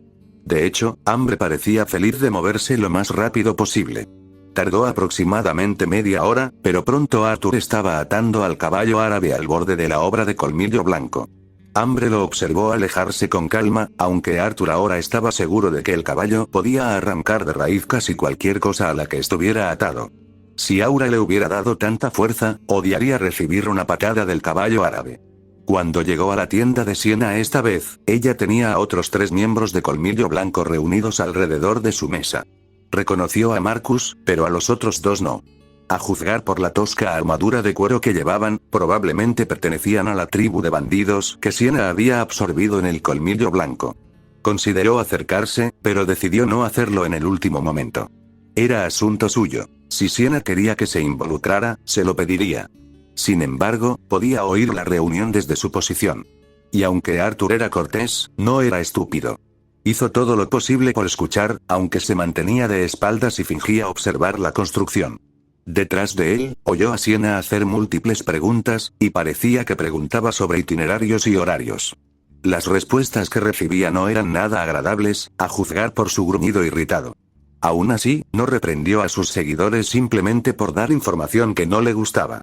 Los oyó murmurar algunas cosas más, y luego todos guardaron silencio. Arthur fingió no darse cuenta, aunque sospechaba que sí lo habían notado. Arthur. Sí, lo vio. Ven. Pensé que tardarías más. Invitado formalmente, Arthur se unió a Colmillo Blanco en la mesa. Los dos exbandidos lo miraron con ojos evaluadores, y Marcus simplemente asintió. Le gustaba eso de Marcus. Siempre sabías qué hacer con él. Asintió de vuelta y luego volvió a mirar a Siena. Llegué enseguida, y Ambre es aún más rápida ahora que ha mejorado. No sé qué hará falta para detenerlo, bromeó. Y bien, ¿cómo vamos con el trabajo de la mansión? Los demás se miraron entre sí y luego miraron a Siena. Está bien. Ya le conté un poco antes. Luego se volvió hacia Arthur. Ha habido un pequeño problema. El encargado del retiro fue despedido hace poco, aunque dudo que tuviera algo que ver con nuestras preguntas. Al parecer, se habían perdido algunas cosas valiosas. Arthur hizo una mueca y se apoyó en la mesa. Eso lo complica todo. ¿Cuál es el plan B? Siena se encogió de hombros, aunque los dos bandidos intercambiaron miradas irritadas. Por ahora, no tenemos ninguno. Normalmente, un cambio de liderazgo sería una buena oportunidad para atacar, pero no me gusta la incertidumbre que conlleva. Hasta que se contrate o elija a un nuevo amo de la casa, prefiero esperar. Esta es nuestra primera operación para marcar la diferencia para los faunos en todas partes. No toleraré ningún error. De alguna manera, Arthur sintió que esa declaración no iba dirigida a él. Ya veo. Bueno, ¿cuánto tiempo crees que tardará la espera? ¿Hay más trabajos disponibles? No es que le faltara dinero, pero acababa de convertir a su caballo en un arma viviente. Cuando Siena negó con la cabeza, suspiró profundamente. Entonces creo que ya es hora de cumplir mi promesa. Iré a Vale rápidamente mientras ustedes construyen y sacan las cosas del telescopio. Para cuando regrese, deberíamos estar listos. Probablemente sea lo mejor. Nuestras fuentes dentro del personal de la familia Schne parecen creer que 6 semanas es una estimación razonable. Hasta que tengamos más detalles, puedes irte. Solo, miró a Marcus y a los demás, y luego volvió a mirar a Arthur. Ten cuidado. Sabemos que hay cosas peores entre aquí y Vale que Grimm. El extraño hombre que la había visitado. Según el relato de Siena, era sin duda poderoso y quería a Summer muerta. Dado que Arthur portaba la reliquia que probablemente buscaba, era necesario actuar con cautela hasta que estuviera a salvo en posesión de Ozpin. Sí, probablemente tengas razón. Se apartó de la mesa, interpretando eso como una señal para irse. Avísame si algo cambia. Volveré enseguida. Aunque puede que me pase a ver a los Marston antes de volver. Si solo estuvieran ellos dos, Siena probablemente lo habría despedido con un abrazo y una broma de despedida. Sin embargo, como estaba rodeada de sus subordinados, solo le dedicó un gesto majestuoso antes de volver a la planificación de la revolución. Arthur los miró un momento, negó con la cabeza y comenzó a descender por el acantilado.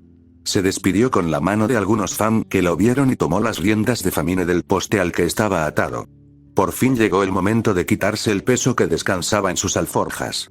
El vaso que John deslizó por la barra quedó intacto, aunque no le importaba probar el alcohol del jefe. No, necesitaba estar sobrio para esta conversación. A juzgar por la expresión cautelosa de Junior, el informante tampoco iba a empezar a beber. John estaba sentado en la barra de The Club, aunque durante el día parecía menos una discoteca y más un restaurante elegante. Por lo tanto, la pista de baile estaba desierta, salvo por unos matones que hacían tareas de limpieza, anticipando la fiesta de la noche. ¿Y qué te hace pensar que puedes preguntarme algo así? Preguntó Junior, inclinándose sobre la barra con lo que probablemente creyó ser un gesto relajado. John sabía perfectamente que solo estaba cerca de la pistola que se encontraba detrás de la barra. El tipo que casi aniquiló a la banda del hacha roja, ese es, dijo John con firmeza. Vamos, Junior. Sabes tan bien como yo que están prácticamente acabados. Incluso les gané a algunos que tenían aura. Las peleas habían sido peliagudas, sin duda, pero la experiencia de John esquivando a Pinkertons e innumerables bandas de forajidos le había dado sus frutos contra este joven grupo urbano. Su líder seguía suelto, pero el último lugar que John y Chester habían asaltado estaba lleno de libros de contabilidad y registros de las actividades de la banda. Si el informe preliminar de Junior servía de base, la banda del hacha roja estaba prácticamente sepultada. ¿Sí? ¿Y qué? Chester dice que has estado haciendo un buen trabajo, pero yo valoro más que la fuerza. Hasta ahora, solo he visto a alguien rápido con un arma. Si eso fuera suficiente para entregar a Aura, la mitad estarían luchando por la cima y la otra mitad tendría a Beacon encima. Junior parecía bastante inflexible sobre el tema. No digo que no tengas lo que se necesita, es solo que es demasiado arriesgado para mí entregar algo así. Los dos se miraron fijamente un momento, luego John rompió el contacto visual primero. Se giró en su asiento y cogió el vaso que le habían ofrecido. John se lo bebió de un trago, haciendo una ligera mueca al sentir el calor en su estómago. Si Junior le estaba dando whisky así, al menos el corredor no lo odiaba. Pero aún así, si John quería tener alguna posibilidad de sobrevivir en este nuevo mundo, necesitaba esa seguridad extra que representaba Aura. Y si Beacon lo vigilaba de cerca, iba a tener que adquirirlo a través de medios ilegítimos. ¿Hay alguna otra forma de conseguirlo, aparte de que alguien lo haga por mí?, preguntó John. Junior se encogió de hombros, irguiéndose mientras sacaba un vaso y empezaba a limpiarlo. Genial. Algún tipo de intermediario de información. Las academias mantienen un estricto secreto sobre ese tipo de información. Solo conozco una forma, aunque he oído que hay otra. Tendrás que preguntarles a las gemelas si quieres una respuesta real. Señaló con la barbilla hacia el comedor del club, donde Miltia y Melanie atendían a los clientes como camareras de lujo. De alguna manera, John sentía que ni un solo cliente se daba cuenta de lo letales que eran las gemelas Malachite. John reflexionó sobre la idea, luego dejó el vaso con convicción y se levantó. ¿Sabes qué? Creo que sí. ¿Crees que les importará si asomo un rato?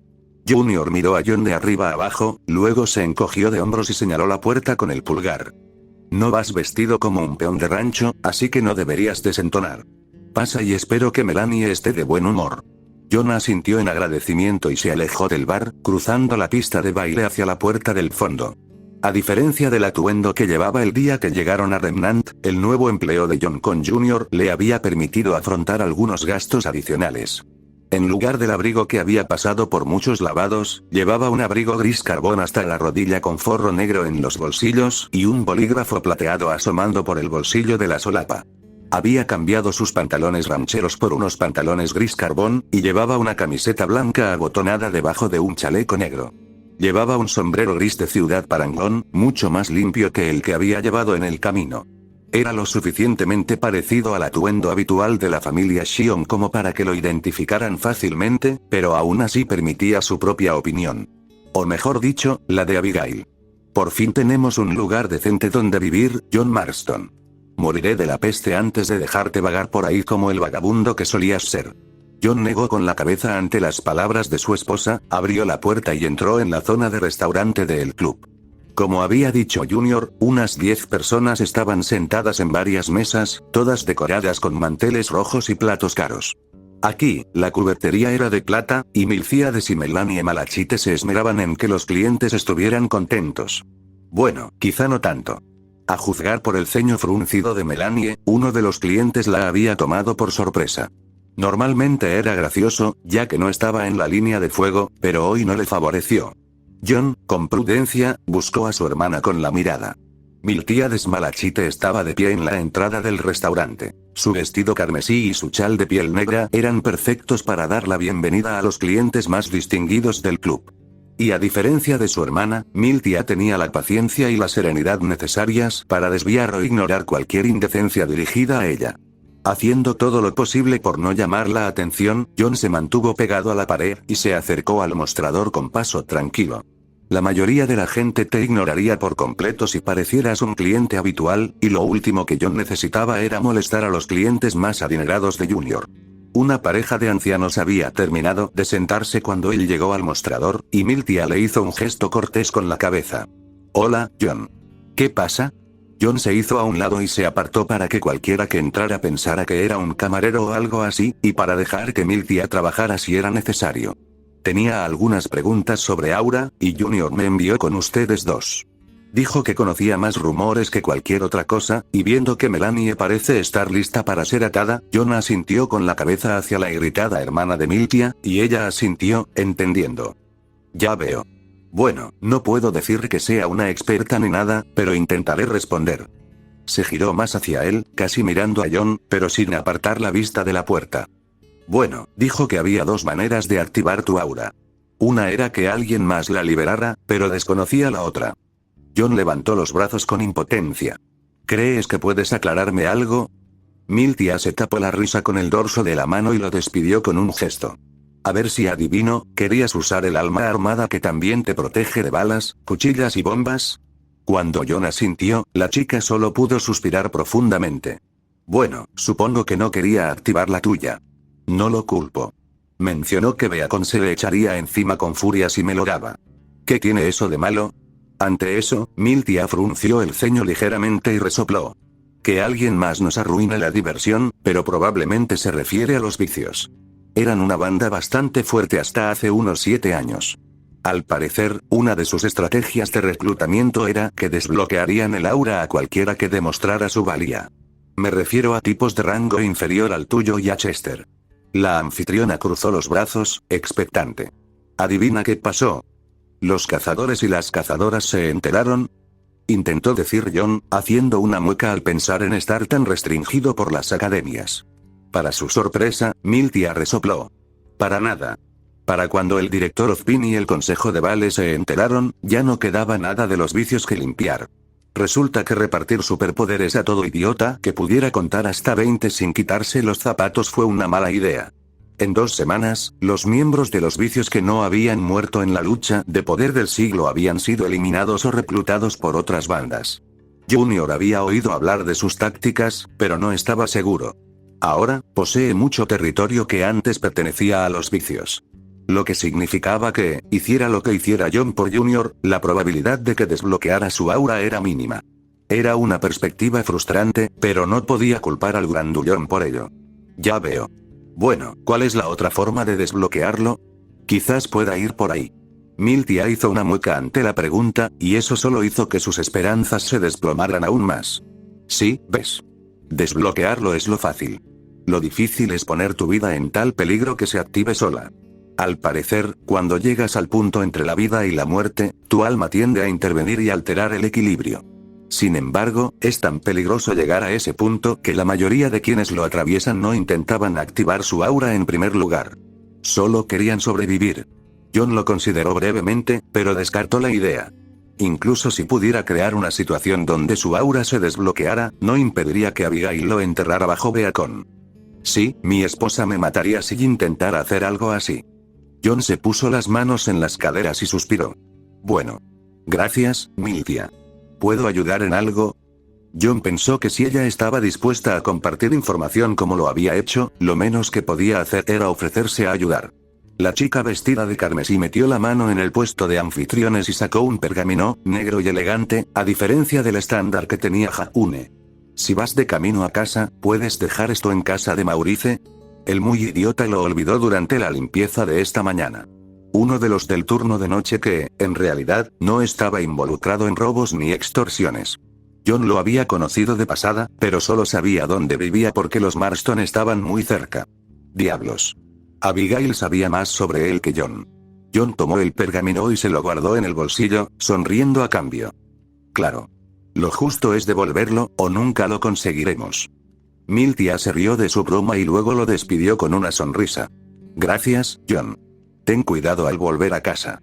El forajido asintió y regresó a la puerta por la que había entrado. Después de todo, no quería interrumpir los asuntos más legítimos del club. Al salir, no se dio cuenta de los ojos que lo observaban desde una de las mesas. Al cerrarse la puerta, esos mismos ojos verdes la miraron fijamente un instante.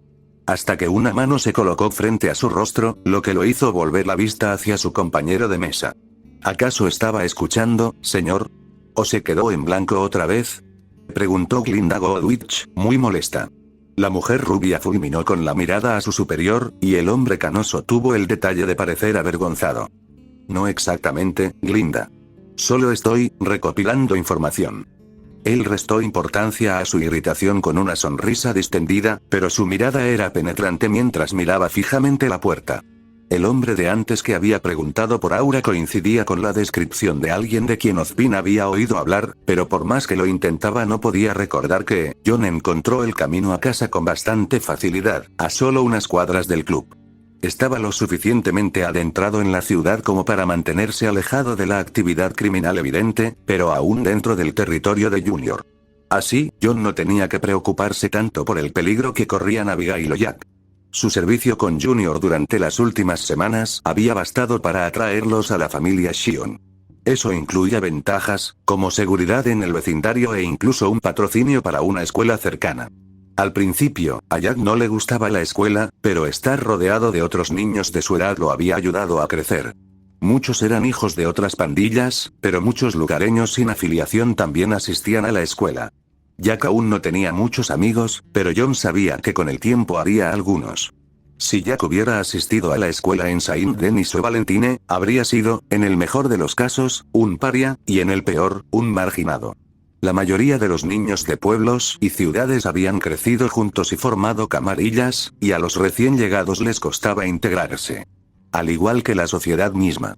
En Vale, sin embargo, la imaginación de Jack y las historias de Estados Unidos le habían hecho ganarse la atención. En un mundo como Remnant, las historias y los cuentos de hadas abundaban, y cualquiera con una buena historia se volvía muy popular. El hecho de que fuera cierto no influía en la opinión que los niños tenían de Jack. John llamó a la puerta de Maurice menos de 10 minutos después y le devolvió el pergamino con una sonrisa y un gesto de la mano. El hombre de mediana edad se disculpó por las molestias, pero John desestimó las gracias y se fue a casa poco después. La entrada del edificio donde vivían era de ladrillo y hormigón, solo una serie de pequeños escalones que conducían al edificio. El administrador del apartamento mantenía la entrada y el vestíbulo limpios, y hasta el momento no habían tenido ningún problema con el hombre. John entró en el pequeño vestíbulo, saludando con la cabeza al guardia nocturno que estaba sentado tras una hilera de monitores. Las cámaras de seguridad mostraban el pasillo de cada planta, así como la entrada y el lavadero. La tecnología era realmente asombrosa. Abigail no paraba de elogiar las ventajas de la lavadora y la secadora, y había podido acompañar a Jack en sus estudios. Sus lecturas estaban muy por delante de las de Estados Unidos, y había empezado a buscar trabajo fuera del apartamento. El trabajo de John le daba suficiente dinero para vivir, pero Abby no se conformaba con vivir. Prosperaría en este nuevo mundo y arrastraría a John con ella. Con ese pensamiento en mente, John subió las escaleras hasta el segundo piso, donde ya podía oler la cena a través de la puerta. La llave entró en la cerradura casi más rápido de lo que John pudo girarla, y cruzó la puerta con una amplia sonrisa. Cariño, ya estoy en casa. Las puertas de la celda se abrían y cerraban con una frecuencia que le irritaba y le recordaba su desesperanza. Los demás reclusos recibían visitas, tanto profesionales como personales, con suficiente tiempo entre ellas para crear la ilusión de sueño. Pero nunca descansaban, pues la siguiente visita lo despertaba con el fuerte tintineo de las puertas metálicas y el tintineo de las llaves. Al caer la noche, las visitas cesaban, pero los guardias no le permitían descansar con sus inoportunas rondas. Dormía, a ratos, solo para que un cabrón de uniforme azul apareciera con su porra e hiciera sonar los barrotes. En la antigüedad se consideraba que la privación del sueño era la forma más eficaz de tortura. Al menos, eso había aprendido de varios textos durante su viaje por América. Solo ahora comprendía su eficacia. Solo, con todos sus movimientos e interacciones controlados por el gobierno, la mayor queja de Dutch van der Linde era la falta de sueño. El hombre se dio la vuelta en su catre, preguntándose cuánto tiempo la burocracia del sistema judicial estadounidense retrasaría su ejecución. Bill y Javier habían logrado escapar, pero sin Dutch, o sea Arthur, poco podrían lograr. Javier era valiente y Bill fuerte, pero entre los dos no tenían la inteligencia suficiente para lograr nada significativo. Otra puerta al final del pasillo anunciaba la llegada de otro visitante. Una esposa, un hijo, tal vez incluso un abogado si el ingenuo en cuestión tenía dinero. En cualquier caso, no significaba nada para él. Dutch había sido abandonado por aquellos a quienes había cuidado. Traicionado por Micah, dado por muerto por Pearson y la familia Marston. Incluso a Arthur, pensar en su hijo desobediente le provocó una punzada de frío en las entrañas a Dutch, hundiéndolo cada vez más en su espiral de depresión. Arthur había estado enfermo, incluso muriendo de una enfermedad terminal.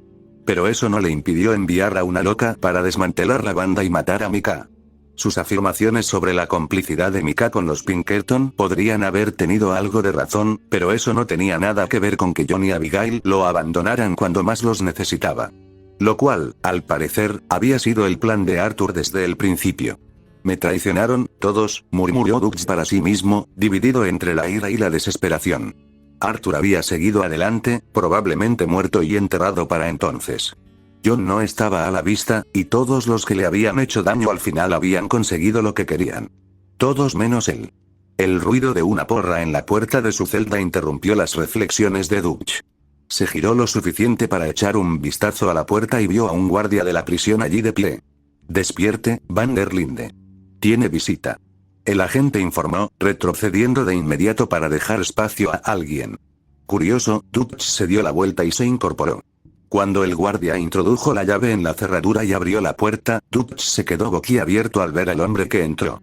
«Hola, señor. Van der Linde. Lo representaré en el próximo juicio. Me llamo Isaac Norman». El acento elegante seguía presente, así como un gusto por la teatralidad. El guardia podría haberlo creído, pero Dutch sabía que estaba mirando a Josiah Trelawney. Dutch miró alternativamente a su amigo disfrazado y al guardia antes de finalmente darse cuenta de que debía hablar. «Bueno, pase, señor Norman. Seguro que tenemos mucho que hablar». Dutch se deslizó hacia la pared en su catre, dejando espacio para que Josiah se sentara. El hombre entró en la celda con paso seguro, pero se detuvo antes de sentarse. El estafador se giró y miró al guardia expectante. «¿Puedo tener un poco de privacidad con mi cliente? El secreto profesional es sagrado, ¿sabe?» El guardia se irguió y se cruzó de brazos, claramente reacio a cooperar. «Tengo órdenes de asegurarme de que no organices una fuga. Dutch van der Linde es famoso por este tipo de planes».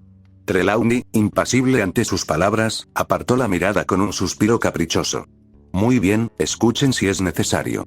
Sin embargo, si la fiscalía dice algo que parezca, aunque sea remotamente, haber surgido de esta discusión, usaré la nulidad del juicio para que los desestimen. Estoy seguro de que no es una conversación que quieran tener con su sargento, señor Jacobs». Trelawney rebosaba confianza, con una voz tranquila como si estuviera anunciando los resultados de las carreras del día. Mantuvo la mirada fija en el guardia, y hubo unos tensos momentos de silencio. Finalmente, Jacobs cedió y retrocedió. «Tienen 15 minutos. Cuando regrese, su reunión habrá terminado». Cerró la puerta de golpe, echando el cerrojo y alejándose para dejarlos en paz. Josiah esperó unos instantes para asegurarse de que el guardia se había ido de verdad, y luego se sentó junto a Dutch con un gruñido. «¡Qué tipo tan encantador!», murmuró el estafador, negando con la cabeza ante el comportamiento del guardia. Al volverse hacia Dutch, vio que el líder de la banda lo miraba con lástima y lo inquietaba. «¿Qué haces aquí, Josiah? ¿Vienes a despedirte?». El bigote de Trelawney se rizaba mientras sonreía con suficiencia, sacudiéndose el polvo del hombro antes de acomodarse en el catre. Lo cual era difícil, considerando todos los bultos. «No, nada de eso. Aunque veo que las cosas no te van muy bien», dijo Dutch con sarcasmo. «En cualquier caso, supongo que no te has enterado». Gruñó Dutch con cansancio, preguntándose qué clase de nuevo Josiah podría tener. Nada era bueno últimamente. «¿Qué pudo haber sucedido para que vinieras aquí?», preguntó Dutch con desaliento, sin ver la lógica de arriesgarse a entrar en la cárcel estatal solo para informarle sobre los acontecimientos. Si bien Josiah se escabullía cada vez que los ayudaba en los trabajos importantes, el hombre también había tenido algunos problemas con la ley. Estaba tentando a la suerte con solo estar allí, y con un nombre falso, nada menos. «Bueno, muchacho, estoy aquí por muchas cosas. Ante todo, tengo noticias y una petición. Podemos hablar más a fondo a partir de ahí». Josiah se aclaró la garganta. «Lamento informarte que el señor Williamson y el señor Escuella han sido capturados por la ley. Enviaron a Bill a Nueva York y dejaron que México se quedara con Javier. Me temo que no volveremos a verlos». Otra mirada de dolor cruzó el rostro de Dutch ante la pérdida de más de sus muchachos. Los dos últimos que lo apoyaron, incluso cuando todos los demás lo habían traicionado. «Claro que no. Diablos. Eres la primera persona que he visto en estas últimas semanas que no lleva una bandera de barras y estrellas». Dutch bajó la mirada hacia su andrajoso uniforme, nada que ver con el chaleco y el sombrero resplandecientes por los que había sido famoso. El elegante forajido, reducido a esto, le dieron ganas de vomitar. Josiah le dio una palmadita reconfortante en el hombro, aunque notó que el hombre lo agarraba con mucha más fuerza de lo que recordaba. «¿Qué pasó, Dutch?». «Logré hablar con Bill un momento antes de que se lo llevaran, pero dijo cosas de lo más disparatadas. ¿Que te había atacado una bruja?». La mirada de Dutch se endureció, y el recuerdo de aquel fatídico día volvió a él con una nitidez deslumbrante. El día en que esa mujer llegó, enviada por Arthur, para llevarse todo lo que le quedaba. Su último deseo fue que John Marston y su familia se alejaran de ti. Lo había dicho con un tono tan acusador, como si supiera al menos la mitad de lo que habían sufrido, de lo que les habían arrebatado. Su ignorancia podría perdonarse con el tiempo, pero Arthur sabía perfectamente lo que había sucedido. Y, de todos modos, les había enviado al demonio de ojos plateados. Ella no nos atacó. Si hubiera estado allí para matarnos, los Pinkerton y el gobierno no necesitarían esta celda. No cuando podía desviar balas con una maldita espada y recibir un disparo en la nuca. No, vino por Marston. Dutch volvió a mirar a Josiah, con un atisbo de desesperación en sus ojos. Dijo que Arthur la había enviado, poco antes de morir. Mi hijo nos envió un demonio. ¿Por qué? ¿Para castigarme como si fuera responsable de todo este sufrimiento? ¿No se dio cuenta de que sufría tanto como los demás? Dutch hizo ademán de levantarse, para empezar una diatriba que acabaría con todas las diatribas. Lo intentó, pero el cobarde, débil y sin puños de Josiah Trelawney no le permitió mover un músculo. De hecho, lo hundió aún más con fuerza. Dutch, necesito que te concentres. Háblame de la mujer. ¿Qué aspecto tenía? ¿Cómo era su espada? ¿Dijo algo? El líder de la banda se giró y miró a Josiah de nuevo, con los ojos entrecerrados ante la fuerza y seriedad sin precedentes que mostraba el hombre. Trelawney siempre había recurrido a ilusiones, juegos de manos y distracciones para salir adelante. Nunca había sido capaz de dominar a un miembro de la banda de Van der Linde, y mucho menos al propio Dutch. Entrecerró los ojos y se preguntó cuánto tiempo Josiah habría estado ocultando esa fuerza. A regañadientes, Dutch recordó cómo la extraña mujer había entrado en su campamento con Micah y el agente Milton a cuestas, y lo había destrozado por completo, sin causarle heridas graves ni sufrir daño alguno. Cuando llegó a la parte después de que ella se marchara, Trelawney levantó una mano. Me lo temía. Parece que calculé mal. El alegre Josiah Trelawney se había ido, reemplazado por este hombre calculador. Se retorcía el bigote mientras pensaba, dejando a Dutch en suspenso mientras reflexionaba sobre algo. Sí, ya veo. Hay nuevas piezas en el tablero. Trelawney se levantó, mirando hacia la puerta. Su tiempo casi se había acabado, según los cálculos de Dutch. Pero había recibido más preguntas que respuestas. ¿De qué demonios estás hablando, Josiah? ¿Se había vuelto loco el hombre? Justo lo que necesitaba. Compartir celda con el último de su banda justo cuando se le quebró la cabeza. Un buen final para la historia de Dutch van der Linde. Josiah se giró, con una mirada inquisitiva en el rostro mientras estudiaba a Dutch. Sin saber qué buscaba Josiah y sin importarle mucho considerando su situación, Dutch simplemente le devolvió la mirada. Muy bien. Veo que no tengo otra opción. Necesitamos ayuda de todos modos. Dime, Dutch, ¿qué dirías si te ofreciera un trabajo? ¿Un qué? Me temo que tu banda ya no existe, y la jerarquía de mi organización puede ser un poco diferente a la que estás acostumbrado. Aún así, estoy seguro de que será mucho mejor que la alternativa. Josiah se había vuelto completamente loco. Dutch se levantó para mirarlo a los ojos, pero no había ninguna mueca en sus labios ni brillo en sus ojos. Josiah hablaba en serio. Haré lo que me pidas. Pero será difícil hacer nada cuando me pongan una soga al cuello dentro de 2 semanas. Dutch le hizo un gesto con la mano al elegante ilusionista. ¿De qué demonios estás hablando? ¿Es esto lo que has estado haciendo cada vez que desapareces durante semanas? Nada de eso ahora, Dutch. Andamos cortos de tiempo. Solo te pido que mantengas la mente abierta y confíes en mí, Dutch. Puedo hacer que todo esto desaparezca. Señaló la celda, la puerta y el catre. Pero lo que venga después puede que no sea lo que deseas. Esta vez nos enfrentaremos al diablo. Literalmente, me temo. ¿De qué demonios estaba hablando? ¿De ocultismo, tal vez? Una cierta aprensión se apoderó de Dutch, pero al mismo tiempo, ¿qué le quedaba por perder? Su banda se había dispersado, y con ella cualquier posibilidad de que su sueño se hiciera realidad. Arthur estaba muerto, John prófugo, y las 2 últimas almas leales estarían muertas antes de que acabara el año. Si Javier no lo estaba, ya. Bien. Me tienes. Ahora dime cómo vamos a salir de aquí antes de que vuelva el sol. Josiah rió entre dientes, mostrando por fin cierta semejanza con el hombre que Dutch creía conocer desde hacía años. Josiah sacó un reloj de bolsillo y lo miró un momento antes de cerrarlo de golpe y maldecir.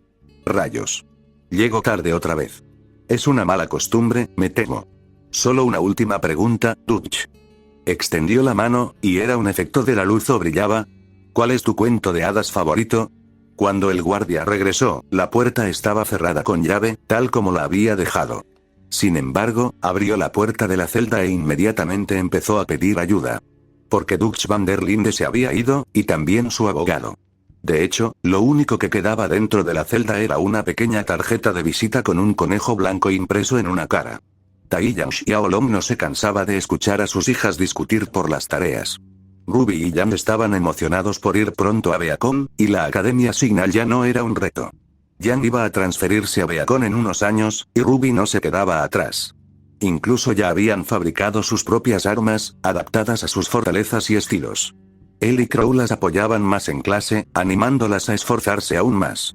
Algunos padres habían lamentado el trato especial que recibían, pero considerando que la diferencia entre cómo trataba a sus hijos y cómo trataba a los suyos dependía de los 200 kilos de más que Yang tenía que engordar, las quejas eran en gran medida infundadas.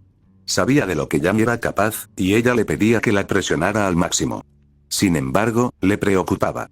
Yang había hecho mucho para intervenir tras la desaparición de Summer, y se preguntaba si estaría presionando demasiado y por qué.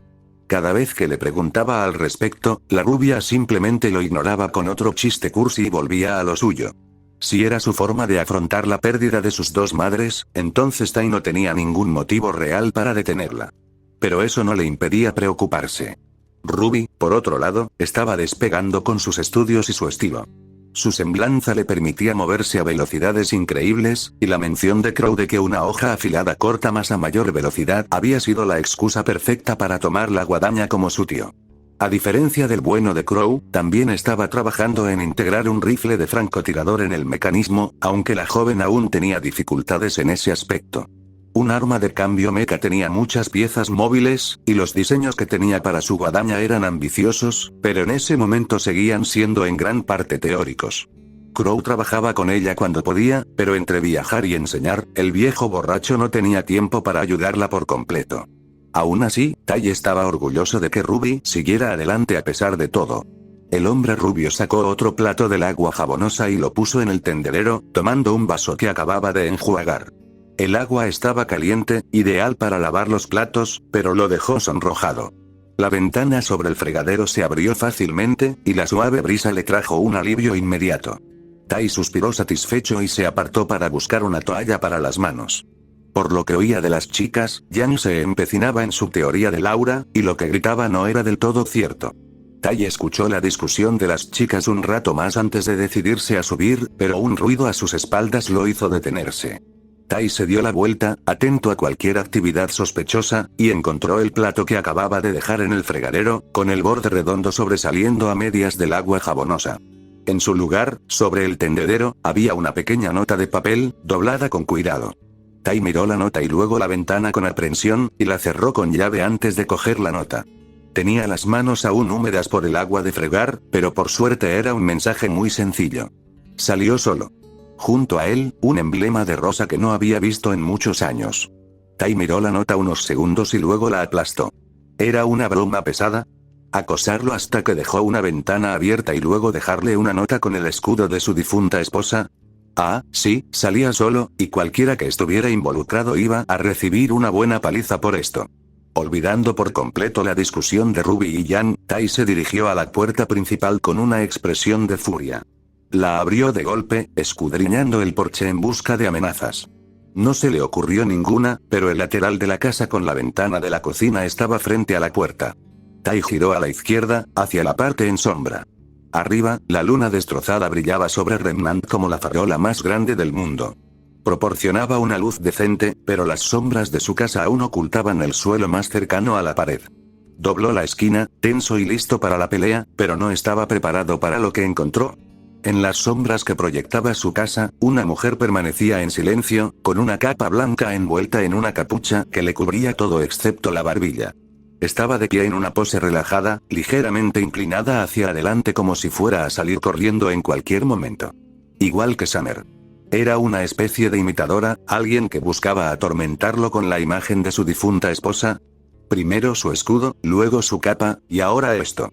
A menos que, ¿quién demonios eres?, preguntó Tai con vehemencia, apretando los puños con tanta fuerza que le crujieron los nudillos. ¿Qué te pasa, vestirte como Summer? Ante su desafío, la mujer hizo una mueca, o al menos eso pudo deducir por su rostro expuesto. No respondió, su silencio era pensativo, como si estuviera considerando sus palabras. Al no obtener respuesta, se adelantó amenazante. ¿Y bien? En respuesta, la mujer levantó la cabeza. Y Taiyang se quedó sin aliento al ver los ojos plateados que lo miraban. Peor aún, estaba llorando. Las lágrimas corrían por sus mejillas, e incluso sollozaba como Summer. Como Ruby cuando estaba molesta. Tai, lo siento mucho, susurró, casi con miedo de pronunciar su nombre. Pero era su voz. ¿Existía alguna semblanza capaz de imitar así a una mujer muerta? Las palabras lo dejaron sin aliento, y Taiyang retrocedió un paso. Parpadeó, negó con la cabeza y volvió a parpadear. Pero Summer permaneció allí, de pie frente a él en todo su esplendor. Con mocos y todo. ¿Qué es esto? ¿No puede ser Summer? Esto es, el dolor de su pérdida de aquellos años le robó cualquier palabra. Ya había pasado por eso, y el dolor casi lo mata. No solo eso, sino que las chicas también habían resultado heridas. Pero ella no podía estar allí. Soy yo, Tai. Lo juro. Su voz temblaba, pero aún así era la voz de Summer. Resulté herida y tuve que esconderme un tiempo. Si lo hubieras sabido, habrías venido a por mí. Y ellos, amenazaron a las chicas, Tai. No podía dejar que lastimaran a Ruby y a Yang. Summer se disculpó, con los ojos abiertos y frenética, rogándole que la creyera. Tai había oído algo sobre lo que Crow había encontrado en Bakuo. Cráteres por todas partes, sangre y un extraño veneno por todas partes. La mayoría eran de Summer. Habían asumido que los Grimm se habían llevado su cuerpo, bandidos el resto. Era una conclusión fácil de alcanzar en la vida de los cazadores. Y él quería creer. Dioses, lo deseaba más que nada. Pero todo el dolor de perderla regresó de golpe y lo dejó plantado. Summer. Pronunció el nombre con voz ahogada, y fue suficiente para impulsarla a moverse. La guerrera de ojos plateados sollozó de alivio y se lanzó hacia adelante, abrazando el cuello de Tai. El rubio estaba tan sorprendido que no pudo reaccionar. Simplemente miró al frente, paralizado, mientras Summer sollozaba en su hombro, aferrándose a él. Sin embargo, tras unos instantes, la parálisis desapareció. Summer jadeó cuando los fuertes brazos de Tai la rodearon, apretándola contra su pecho mientras le devolvía el abrazo.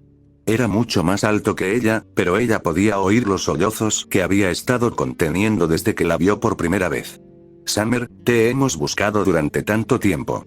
Susurró, y ella sintió las lágrimas caer sobre su cabello. No respondió, simplemente saboreó la sensación de su abrazo que tanto había anhelado. Marido y mujer permanecieron allí un rato que ninguno de los dos recuerda, mucho después de que las lágrimas se hubieran secado. Cuando por fin se recompuso, Tai rodeó los hombros de Summer con sus manos y la miró. ¿Qué pasó, Summer? ¿Por qué tardaste tanto en volver a casa? La examinó, pero no había señales evidentes de una lesión permanente. No del tipo que la habría mantenido alejada durante años. Summer sonrió y se secó los ojos, pero su triste sonrisa aún brillaba a la luz de la luna. Te lo explicaré todo, lo juro. Siento mucho haber tardado tanto en volver. No creerías quién me convenció, dijo con una risa entrecortada. Tai arqueó una ceja y volvió a reír entre dientes. Fue Ray. Raven me envió de vuelta. Tomó mi lugar y me envió aquí para proteger a mi familia. Taiyang parpadeó, aún más sorprendido. No solo su esposa había regresado con él, sino que su ex esposa también la había enviado de vuelta. Esto era demasiado. Al decirlo, Summer hizo una mueca. Lo siento, Tai. Nunca debí haberme mantenido alejada tanto tiempo. Pero los que me atacaron amenazaron con ir a por ti y las chicas. Y eran tan fuertes, se estremeció al recordar la pelea que casi la mata. Envié a alguien para traerle la reliquia a Ozpin. Ya debería estar aquí. Tai conocía bien los problemas de Ozpin y Salem, pero hacía tiempo que no sabía nada de Crow sobre las doncellas ni las reliquias. Claro que lo había dejado todo después de perder a su esposa, así que quizá Crow simplemente había decidido mantenerlo en secreto. Ya lo averiguaremos más tarde. Ahora mismo, necesito saber qué pasó. Y así se lo contó. La emboscada en Bakuo, cómo encontró la puerta que conducía a América. Robar la reliquia de la elección había sido especialmente complicado, pero una vez que Summer la obtuvo, regresó a América para esconderse. Cuando le explicó cómo conoció a Arthur y activó su aura, Tai la detuvo. Enviaste a un hombre que solo conocías desde hacía unas horas a un mundo que desconocía por completo, con una de las 4 cosas más poderosas del planeta en su alforja. Y luego, de alguna manera, ¿esperabas que encontrara el camino a Ozpin? Tai suspiró profundamente. Cariño, eso es una tontería muy grande. Lo dijo con la mayor delicadeza posible, pero Summer hizo un puchero aún más fuerte. No me quedó otra opción. El portal se abrió gracias a mí, pero agoté mi poder al hacerlo. Arthur me salvó y necesitaba un médico, así que pensé en enviar la reliquia de vuelta a Oz en el mismo viaje. Tai seguía sin mostrarse impresionado, pero permaneció en silencio hasta que ella terminó su relato. Al hacerlo, Tai-Yan exhaló un profundo suspiro y la abrazó de nuevo. Summer le devolvió el abrazo, contenta de abrazar finalmente a su esposo por primera vez en años. Cuando se separaron de nuevo, ella retrocedió un paso, aunque mantuvo su mano firmemente agarrada. Lo siento, Tai. Debería haber vuelto antes, pero temía que la gente de Salem persiguiera a Rubio a Jan. Si creían que estaba muerta, al menos las dejarían en paz unos años. Tenía miedo. Tai le revolvió el pelo, provocando otro puchero. Era igual que él había hecho cuando fueron juntos a Beacon, y ella también había reaccionado de la misma manera. Lo entiendo. Sé que debió ser aterrador, pero me alegro de que hayas vuelto. Espera a que las chicas te vean. Se giró y casi la arrastró hacia la puerta principal. Summer chilló de sorpresa al ver que su fuerza superior la impulsaba a subirse. Tai abrió la puerta de golpe y la arrastró adentro. Su emoción era visible en la grieta del marco. Summer hizo una mueca por el daño, pero pudo cerrar la puerta sin mucha dificultad. Ruby. Jan. Baja. Ladró Tai con fuerza, aunque con una sonrisa en el rostro. Las chicas habían estado discutiendo antes, así que probablemente bajarían pensando que las regañarían por discutir. Hubo una pelea arriba, junto con más palabras acaloradas, y luego oyó pisadas bajando las escaleras. Jan llegó primero, como solía hacer durante sus discusiones, y estaba tan ocupada defendiéndose que ni siquiera pareció notar a Summer. La joven rubia llevaba una camiseta naranja y unos pantalones cortos marrones de deporte, ya en pijama. Ruby empezó. Dijo que sabía más que yo sobre el ataque de Nunca Más, y. Ella, la voz de Jan se apagó junto con su ira al darse cuenta poco a poco de quién estaba en la sala. Ruby bajó un segundo después, vestida con una camisa larga y pantalones de pijama cubiertos de pequeños Beowulfs de dibujos animados. Jan, no digas esas mentiras. Mamá nunca te dejó salirte con la tuya. Protestó con vehemencia, antes de darse cuenta de que su revoltosa hermana mayor se había quedado callada. Al darse cuenta, Ruby también se giró hacia Summer, y sus ojos se abrieron de par en par, igual que los de su hermana. Las dos se quedaron allí, asimilando lo que veían, pero Summer no pudo evitar retorcerse. Ambos habían crecido muchísimo, y Tai los había criado solo. ¿Estaría Jan resentido con ella por haberla abandonado como Raven? ¿Estaría Ruby resentido por no haber estado nunca con ella? ¿La odiarían por abandonarlos? Todas estas preocupaciones la llenaban la mente, pero Summer aguantó y esbozó una sonrisa llorosa. Sin embargo, no pudo contener las lágrimas que le corrían por el rostro. Mírense. Han crecido muchísimo. Balbuceó, con la voz entrecortada. Y así, el hechizo se rompió. ¡Mamá! Gritaron las dos chicas al unísono, y Summer nunca se había alegrado tanto de que la derribaran. Cayó de culo con un gruñido, pero pronto se encontró sepultada en una melena rubia mientras Jan se aferraba a ella. A juzgar por el peso en su costado derecho, Ruby tuvo la misma idea. Ahora, las tres lloraban. Jan y Ruby balbuceaban palabras que ni siquiera podía entender mientras se aferraban a ella, como si temieran que desapareciera de repente. Summer las abrazó y sollozó un poco, pero sus lágrimas eran de felicidad.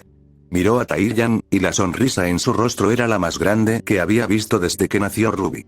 El hombre rubio se agachó y abrazó a su familia, acercándolas mientras las chicas lloraban juntas. Summer dejó escapar un suspiro que no sabía que había estado conteniendo, y sonrió a pesar de las lágrimas que le corrían por la cara. Ella estaba en casa.